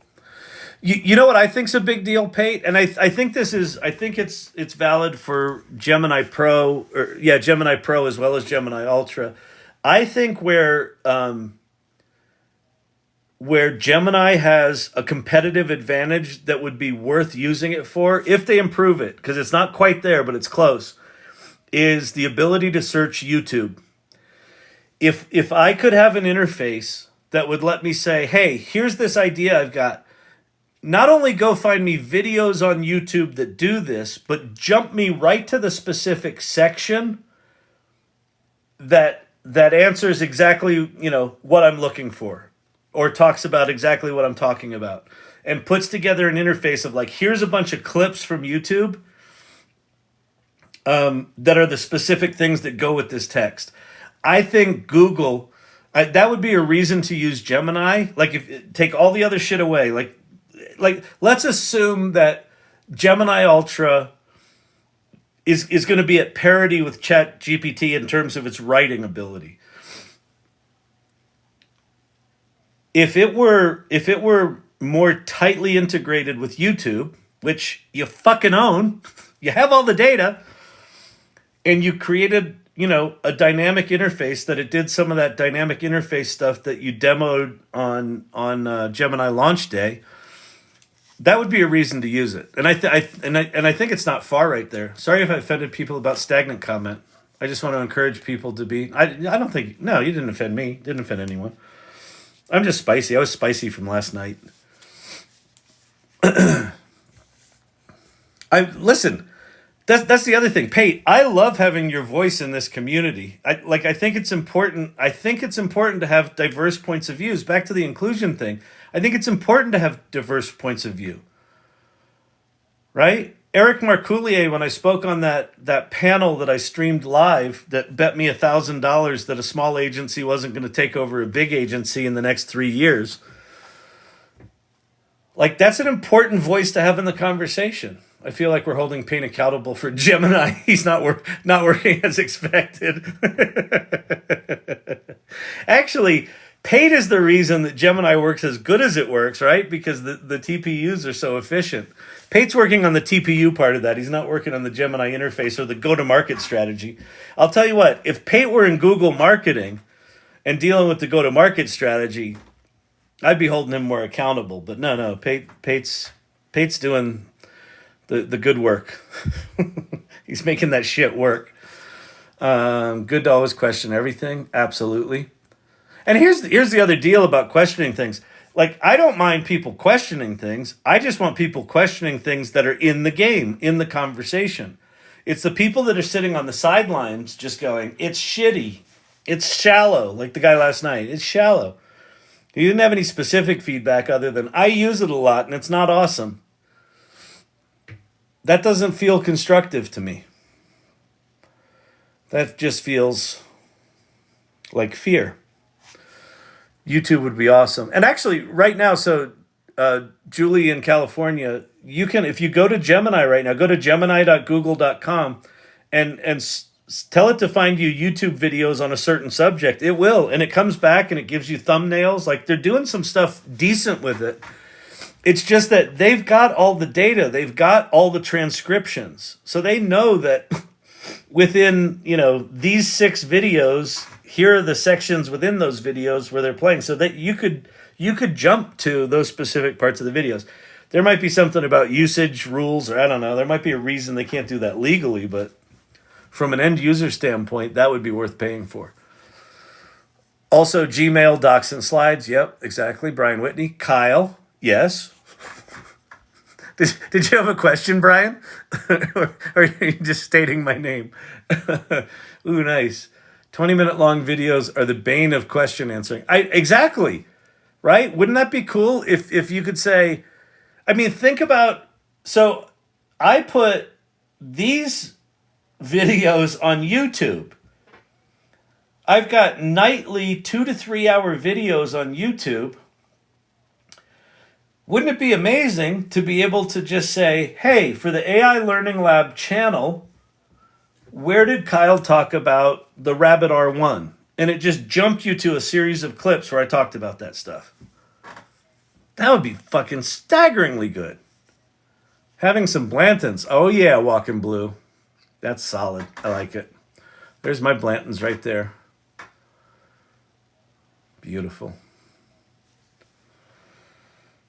Oh, what? You know what I was gonna I was gonna show something that I thought was really interesting. Kinda is.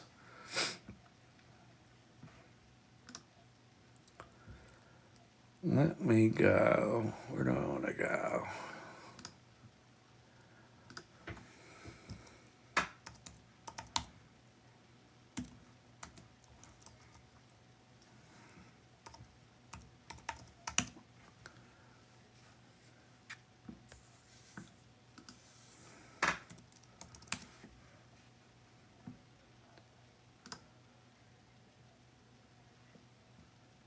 Is this it? No.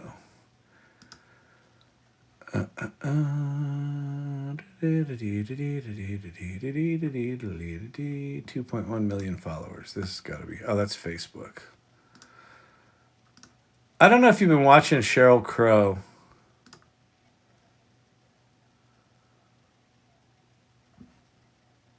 This is not her either. Dang it. Where's her actual account? Cheryl. Here. Okay. So Universal Music Group fucks up their negotiation with TikTok or gets greedy, whatever the reason is. They pull all of their artists off TikTok. And so what Cheryl Crow started doing is getting on here and basically she's doing a Taylor Swift. She's re-recording her songs on TikTok and having people duet them and things like that.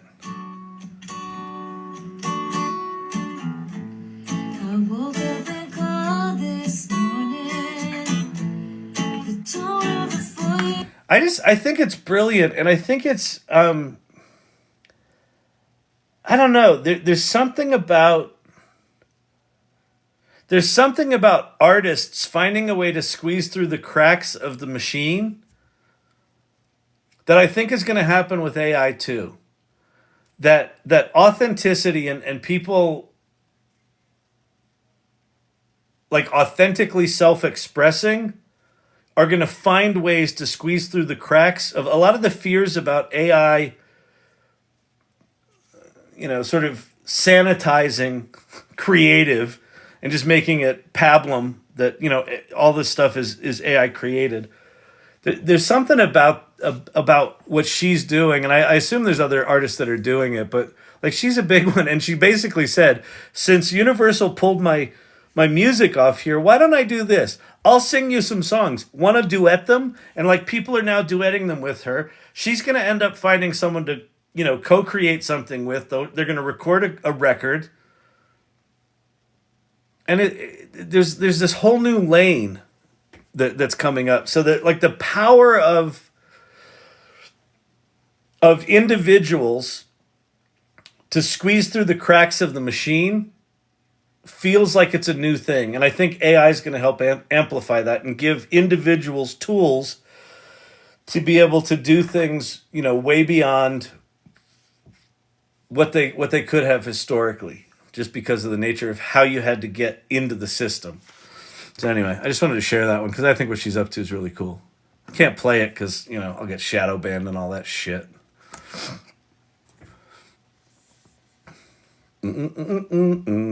Ba-da-ba-da-ba-ba-ba. Kyle Shannon, I have a question, just having trouble typing. Throw Pate a bone, Kyle. Let's play with Gemini. Maybe. Let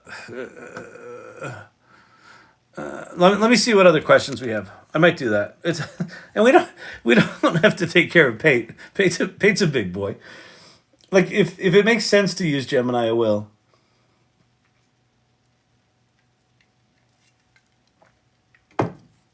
I mean, I think it's a viable alternative to. Good for Cheryl Crow. She gets it. Love her, and that's so smart of her. Yep, I agree. TikTok is a money machine with online marketing. The megacorps can only push the citizens so far before we push back. Yep. I want to create a logo. Have any AI suggestions? Yeah, Midjourney or DALL-E. I mean, you can just do it right within DALL-E. What I would do is just go to ChatGPT 4. So you got to have ChatGPT Plus. Talk about your business. Have it write a creative brief for a logo, and then make sure that you agree with the creative brief, and then just have it give you a bunch of logo concepts. Now, here's the deal about the logos. Any logos that are created, the spelling is probably going to be a disaster. You'll probably get one or two in there that are close, but they'll be like a little asymmetrical. They'll be not great. So what I would strongly suggest is you're using any of these AI tools for concepting, and then take that concept into Illustrator and redraw it, trace over it, or give it to an artist who can do that. Because these things aren't making vector images. You can use bitmap to vector converters to convert them, but it's probably just as easy to redraw stuff unless you're doing super sophisticated logos. Which, if you're doing a logo, you want to be able to simplify it. So. Beep beep boop boop. Wait, I've been having better experiences with Gemini Advanced Writing over GPT, but I start in GPT and move it to Gemini. Oh, that's really interesting. Soggy Waffle ASMR. That's really interesting. Yeah, I haven't done that yet. I haven't played with the writing yet, but I will. It's something. The problem with doing writing comparisons on a channel like this, it's not very visual, and it could take a while to sort of figure out, is it better, is it not, because it's very subjective. So I'll do some work offline and do some comparisons, and then if I have some good examples that I can walk through that demonstrate some things, I'll come back and do that, because I think it's a good exercise. I think the exercise of comparing different models with the same kind of projects is actually a really important thing. Is your YouTube listing automated now? It is not, Winston. It is not. In fact, Brandon in here is helping me take the transcripts and write descriptions for. So I did put up all of the back TikTok videos to the YouTube channel here. So if you go to YouTube / at AI Learning Lab -TT, that's the YouTube channel for this. I have all of the videos up, including last night's rant rant session, are all up on the YouTube channel right now. But none of them have descriptions in them, so Brandon's helping me put that together. So thank you for that, Brandon. I appreciate it. API implementation and actions. In general, being simpler on GPTs would be nice. I agree with that. Thank you, Share Bear. Her. Her. That's the other thing about Gemini that I'd like to see is, is there an equivalent to code interpreter? Is there an equivalent to be able to upload PDFs or CSVs or things like that? Because right now it's not there. So that again, there's some things that feel like they're enough missing that it doesn't feel worth spending the $20 to me right now. The timeouts on GPT are infuriating. I totally agree with that. Gemini is very nice. I find it very responsive. That's great. That's great. Yeah, the timeouts on ChatGPT are absolutely fucking maddening. Life's tough. It's tougher when you're stupid. Super Zapier to the rescue. I was reviewing the rant part of it. I took the rant from last night and put it up as a TikTok video. So if you go to my channel, I just have a video there called The Rant, where I just sort of went off on cynicism. It really got to me last night. Hopefully in a positive way. But it did. It bugged the shit out of me. I don't think I've been that passionate about something in a while. You guys are up to 31,000 likes. Don't give yourselves carpal tunnel on a Saturday night. How'd you injure your wrist? I don't want to talk about it.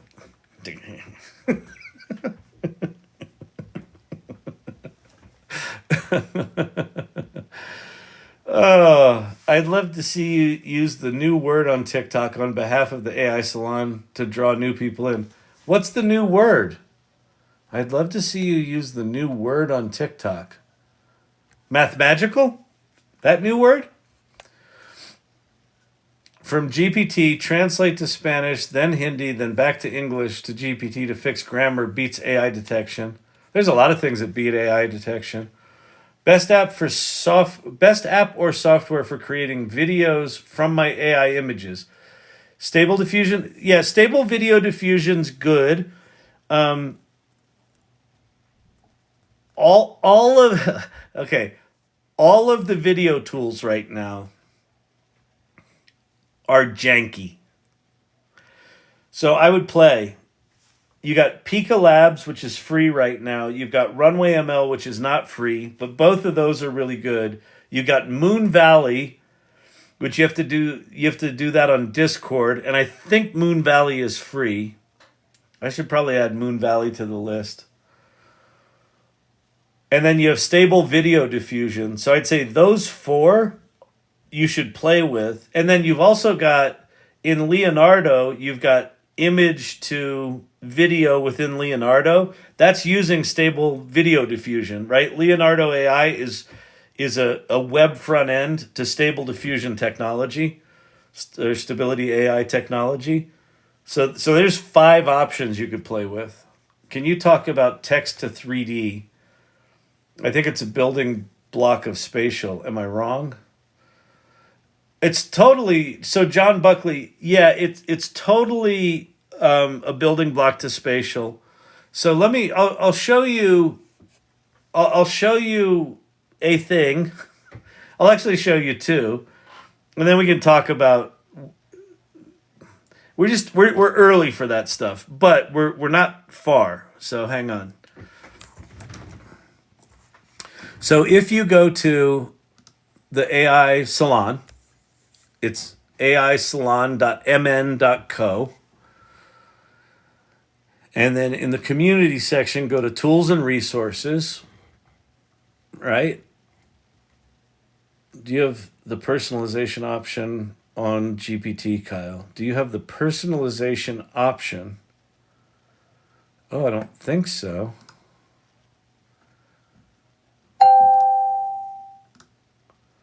Hang on, Chat ADD. How can I help you?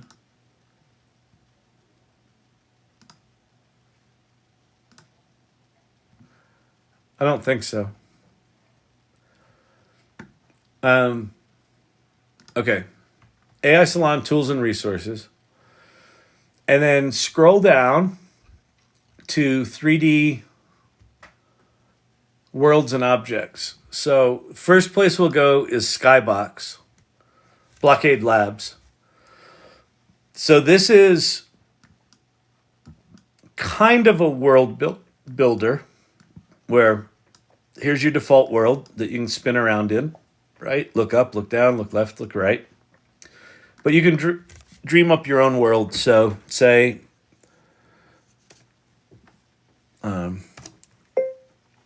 dystopian desert landscape littered with smoking oil wells and broken down machinery and cars. And then I'll select a style of, let's see, surreal? No. Yeah, I'll do surreal. Why not? Generate. And so this is text to world. What it's actually doing is quite simple. It's creating a flat image that's formatted in a very particular way that makes it easy to map it onto a sphere.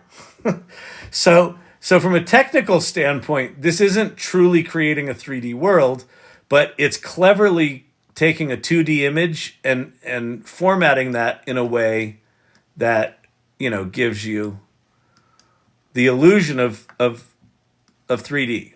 So this is an image mapped to a 3D sphere.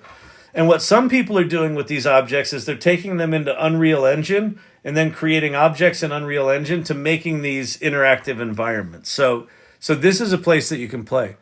There's also in that list, there's this thing called lumalabs.ai. And this is text to 3D object. So let me log in here. And I haven't used this in months, so this could be better, worse, or even dead. Let's see. Best practices, community, create. Drop a file in this area, click to select. I don't know what I'm looking for here. I thought this was text to 3D object. What am I actually doing here?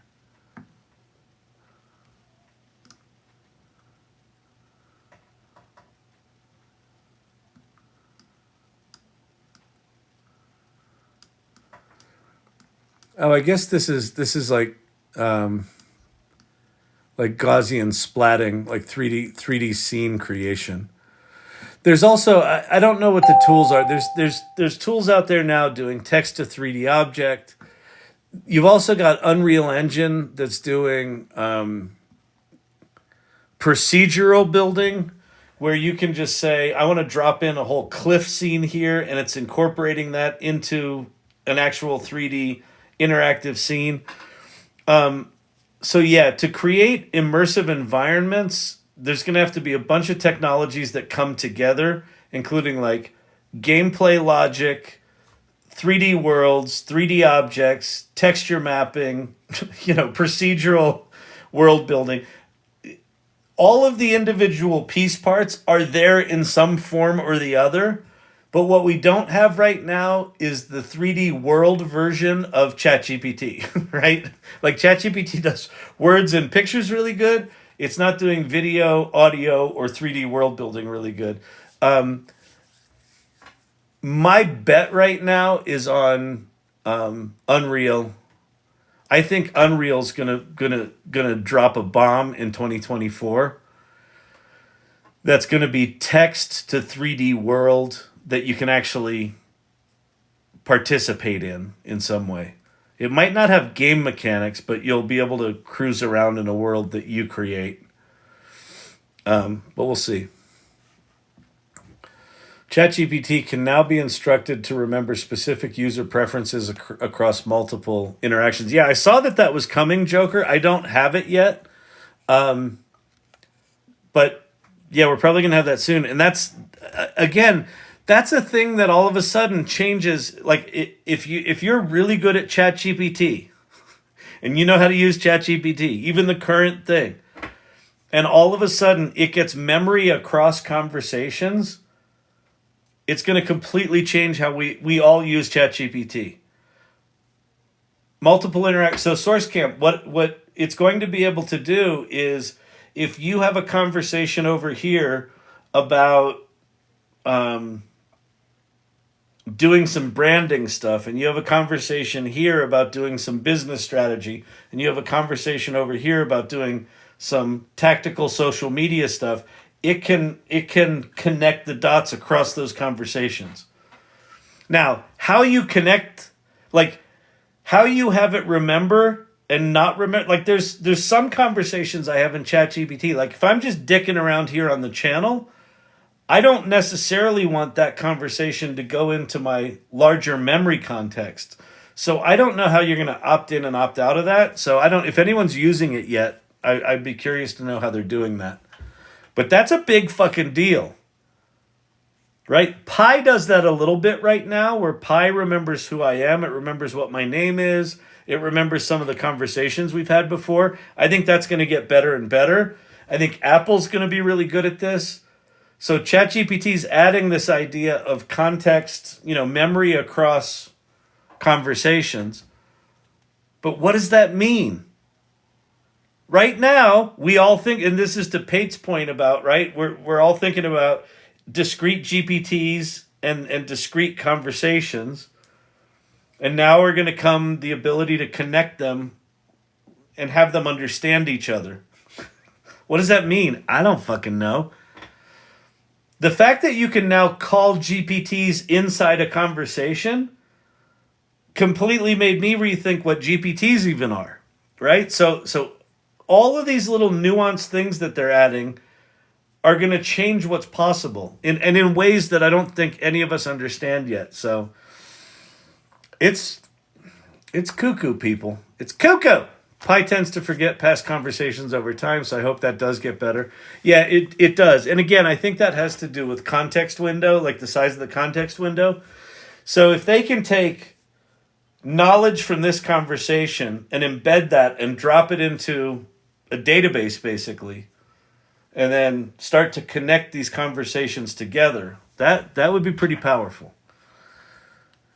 Big fucking deal would be GPT allowing me to make folders for conversations. Yeah, that would be great. That would be a way to manage it. I'm trying to think about how my GPTs are connected. Yep, I think we're going to have to. And again, is it a manual thing? Is it not an automatic thing? I would think it would have to be manual. I think folders would be an interesting option. It would also require them to have a search function for my past conversations. I still can't believe that ChatGPT doesn't have a fucking search function on their website. They've got it on their iOS app. You can search for past conversations on iOS. You can't on their website. What the fuck?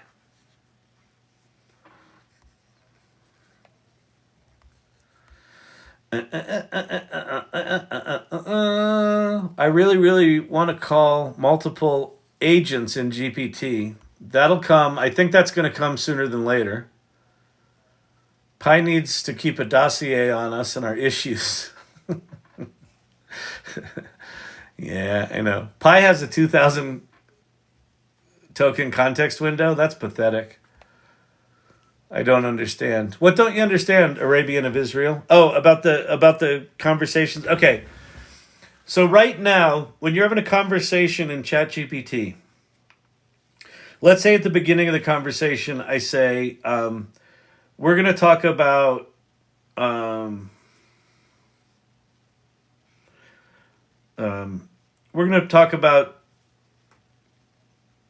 designing a new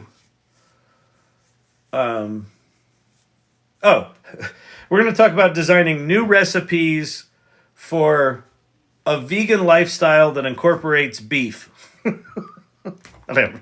Right? And you start out the conversation up there. And then you're talking about, vegan lifestyle. And at some point down here, you're not mentioning beef anymore. You're just talking about vegan stuff. And just like your phone, as you're scrolling text up your phone, there's a point at which it goes off screen and then you can't see it anymore. That's kind of what happens here, where if you talk about beef early on in the vegan conversation, and then you're talking down here and that goes up and that goes out of the context window, all of a sudden ChatGPT, if you reference beef, will not understand why you reference, like it won't know that you said that before. So in a given conversation, ChatGPT has memory of the conversation so long as it's in the context window, which right now is about 6,000 words, which seems like a lot, but it's not. And then some of the more advanced versions of GPT-4 go up to 128,000 tokens, which is like, I don't know, 102,000 words or something like that. What it sounds like we're going to be able to do is take the context of an entire conversation, and ChatGPT will remember that, and then you can connect that to other conversations. So it can have memory across conversations. So if I'm talking about redesigning my kitchen here, a vegan lifestyle here, and modes of transportation here, 3 separate conversations, but they're all sort of related philosophically. Somehow I'm going to be able to connect those conversations, and ChatGPT will have memory across them, which is a big deal. Just because right now everything's very siloed.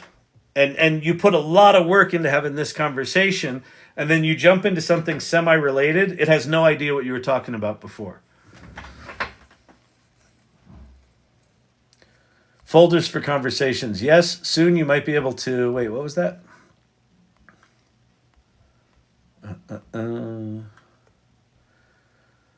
Oh, cool. I didn't know it's on the app. It's not yet. Well, it is for some people. It looks like it's coming for some people. ChatGPT has a 4K context window. All of them on API have 128 for GPT Turbo.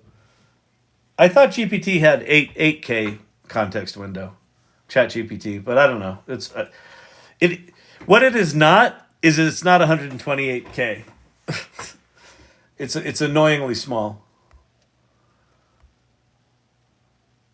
Soon you might be able to call in YouTube's API. That would be nice.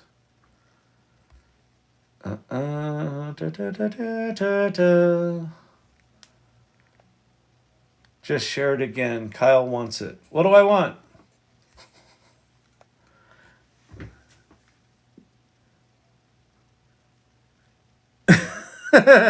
Forever hooked. Just got chocolate on my phone screen. Chocolate schmear.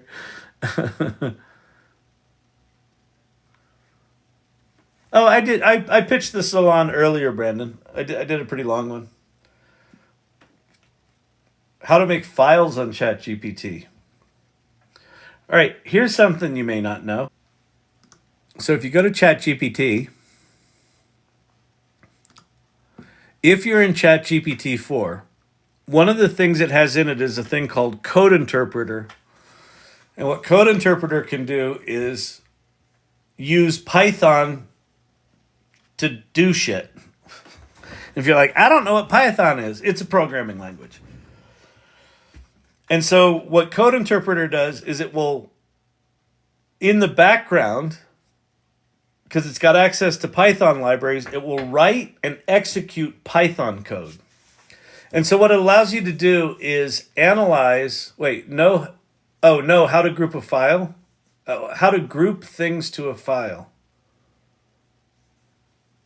Within ChatGPT?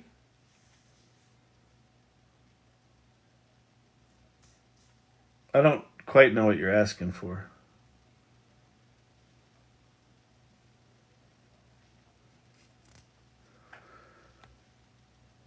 Well, what it can do is it can actually. So here, let me try something here. So let me make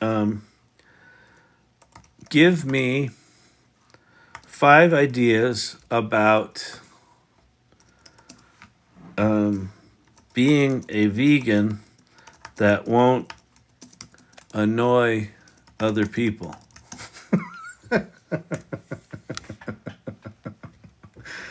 Lead by example. You said you wish there was a way to group things opposed that. Brandon already showed us a way around that. So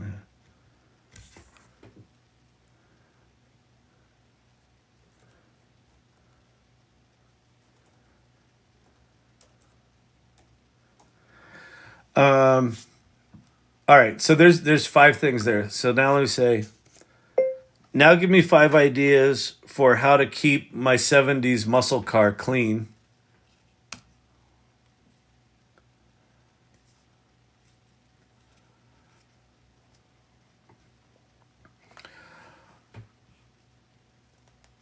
And then I'll do...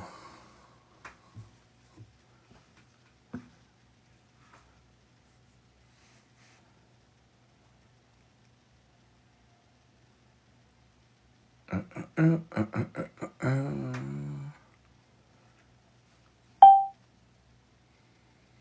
going to try one other thing. Create an image of a hedgehog riding a camel.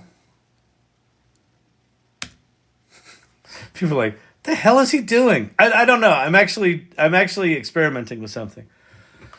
So you can have a conversation, right? You're having a conversation in ChatGPT. You're doing a bunch of disparate things within the conversation. All right, there's that. Okay. Now I'm going to say, please create a nicely formatted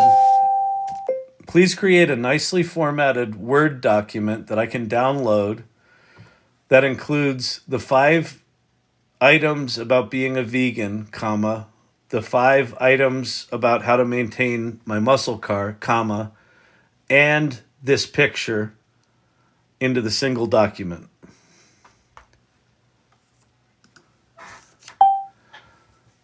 So see where it says analyzing here? What it's actually doing is generating a Word document, and it should pull out all of this content, minus the prompts, and put them in a Word document. So in the case that we're talking about where there's this new feature coming, I don't have access to it yet, where you could have memories across conversations, you could potentially, create a new conversation that pulls in ideas from all of them. Let's see if this actually does this. This should work, but we'll see. What's it doing in here? Yeah. So docx is the library. So it's creating a Word doc, then it's putting in the vegan tips, then it's putting in the car tips, and then it put in an image path. I have a feeling the image is going to break, but we'll see. It seems there was an issue adding the image to the document, probably due to an unrecognized image format or a problem processing the file. Let me correct that and try again. The document's been successfully created. Here it is. Download the document. All right. So we now have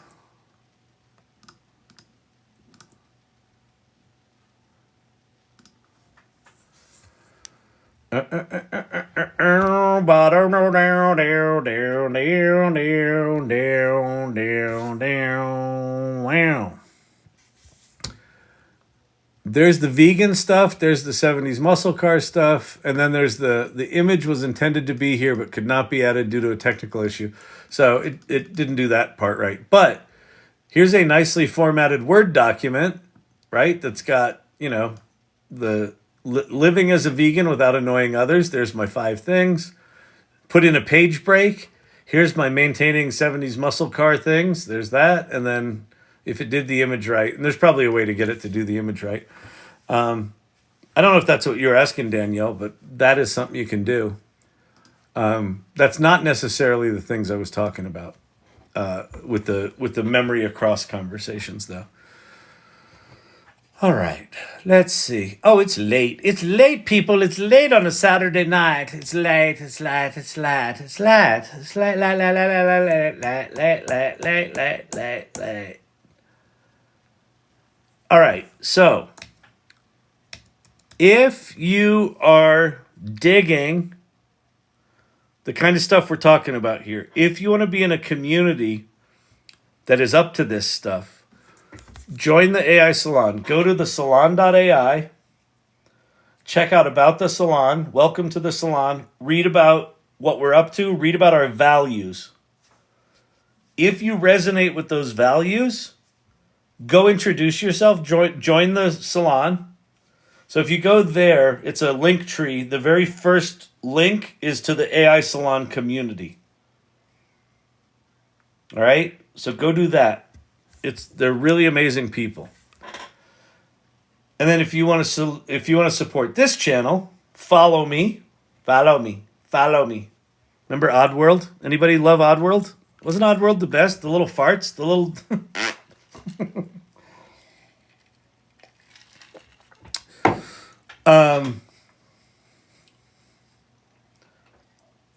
follow me. You can subscribe to my lives. You can buy the series. I've got a series in one of the corners here. Will support the channel. And joining the salon will support the channel. And then, most importantly, just keep showing up to these. Fun fact, I do these lives 7 nights a week for like 2 to 3 hours a night. You're like, you gotta be fucking kidding me. No, that's what my wife says. Seriously, honey? Can't you take a night off? I could, but I choose not to. So come back. Sometimes it's fun, sometimes it's peppy, sometimes it's boring as shit. Tappity tap some love. We're at 33,000. Tap it up. You can make money with ChatGPT. But if you wanna learn about this AI stuff, and if you wanna, here's the reason you keep coming back here. What I will hopefully not teach you is specific tactical shit about a tool or a technique. What I'm hoping you take away from this channel is learning to learn. Like, just get curious about AI. Just play with it. Don't feel like you got to solve it. Don't feel like you got to catch up with anyone. Just play. Get energized. Because if you get energized and if you get engaged and if you start learning and you get in that curious beginner's mindset and you just hang out here for the next, I don't know, 3 months, 6 months, a year, and join communities like this where you're hanging out with other people that are doing this, the amount of opportunity for all of us is indescribable. That's all it takes. You don't need to be a technologist. Doesn't hurt, but you don't have to be that. Yeah, I just learned that you can create images within ChatGPT. Awesome. Yeah. And there's so much more in there, big art man. It's mind-blowing. It really is mind-blowing what you can do. And again, my favorite quote from Sam Altman in recent weeks, ChatGPT 4 is best understood as a preview. Progress here is not linear. So what he's talking about is so GPT-4 was produced 4 years ago. We've been playing. So GPT-4 was produced 4 years ago. We've been playing with. Lost connection. Strange. Am I back? That was weird. My camera just went dead. All right. Hopefully, can you still hear me? Here, let me scroll to the bottom. Yep. You're back. Okay. That was weird. Okay. I thought that was one of this intermission brought to you by Comcast. Exactly.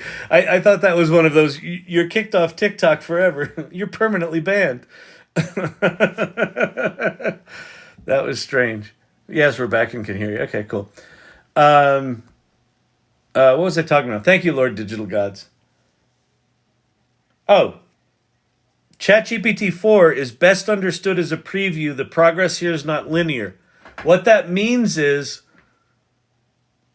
as sophisticated as ChatGPT is, and it's quite sophisticated, there's a lot to learn within it. There's a lot that you can explore and push the edges of. It's best understood as a preview, meaning this is child's play compared to what's coming. progress here is not linear, meaning, this is linear. ChatGPT 4 is here, GPT 5 is here. Linear. This is more like this. ChatGPT 4 is here, ChatGPT 5 is somewhere up here. Like, we think it's growing like this, and it's going to show up and be a completely different thing. So learn as much as you can at the level that we're playing with right now. We're playing with training wheels. We're playing with wooden blocks.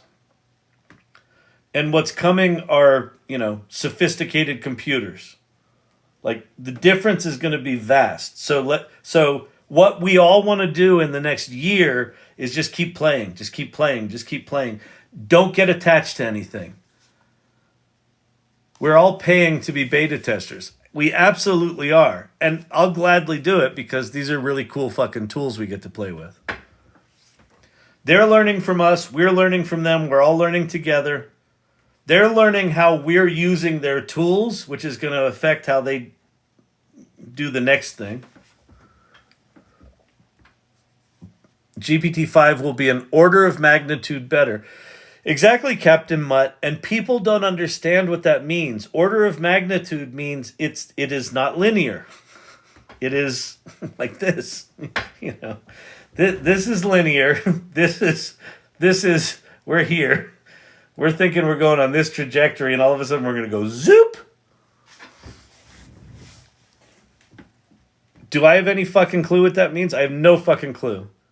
I know two concepts, and there's probably way more than two, but there's reasoning will be coming, which basically means ChatGPT will understand what it said and be able to reason and figure out if it got it right and not give you an answer until it knows it got it right.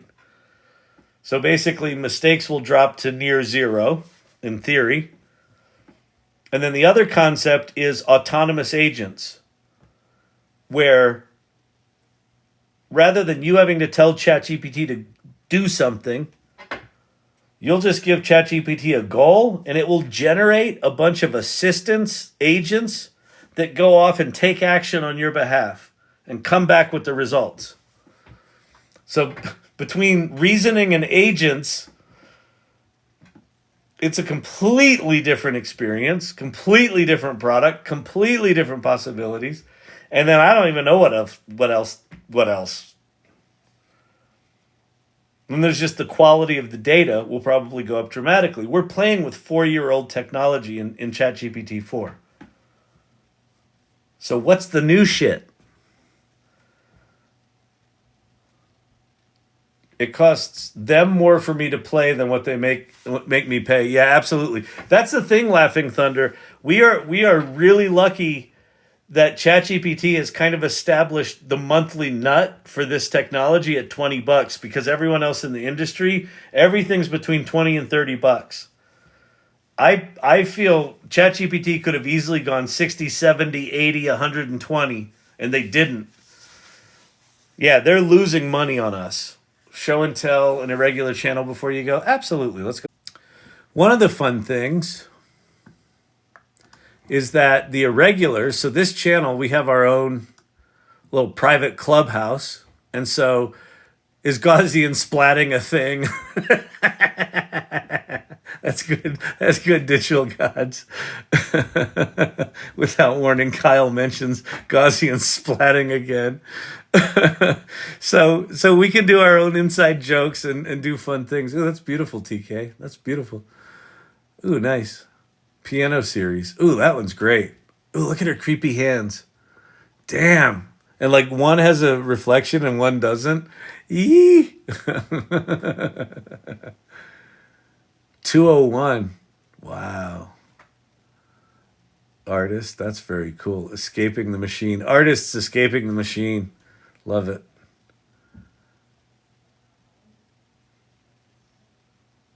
Wow, gorgeous. Ooh, creepy.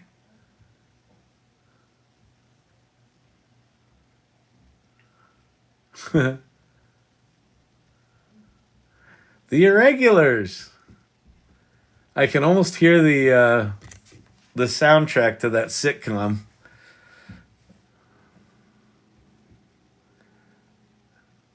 Very cool. TK, those are very cool. I'm enough just as I am. Yes, exactly. No more apologies. Get curious, play, apply, share, repeat. That's it. This is the recipe, in my opinion, for the next 2 or 3 years. Just be curious, play, apply it to work, share what you're learning, repeat it over and over again. Just keep learning, keep sharing, keep putting it out there, keep letting people know what you're doing. Ooh, that's gorgeous. Me one day. Love it. Triumph. I'm in. Get curious, play, apply, repeat. It can't do apply, can it?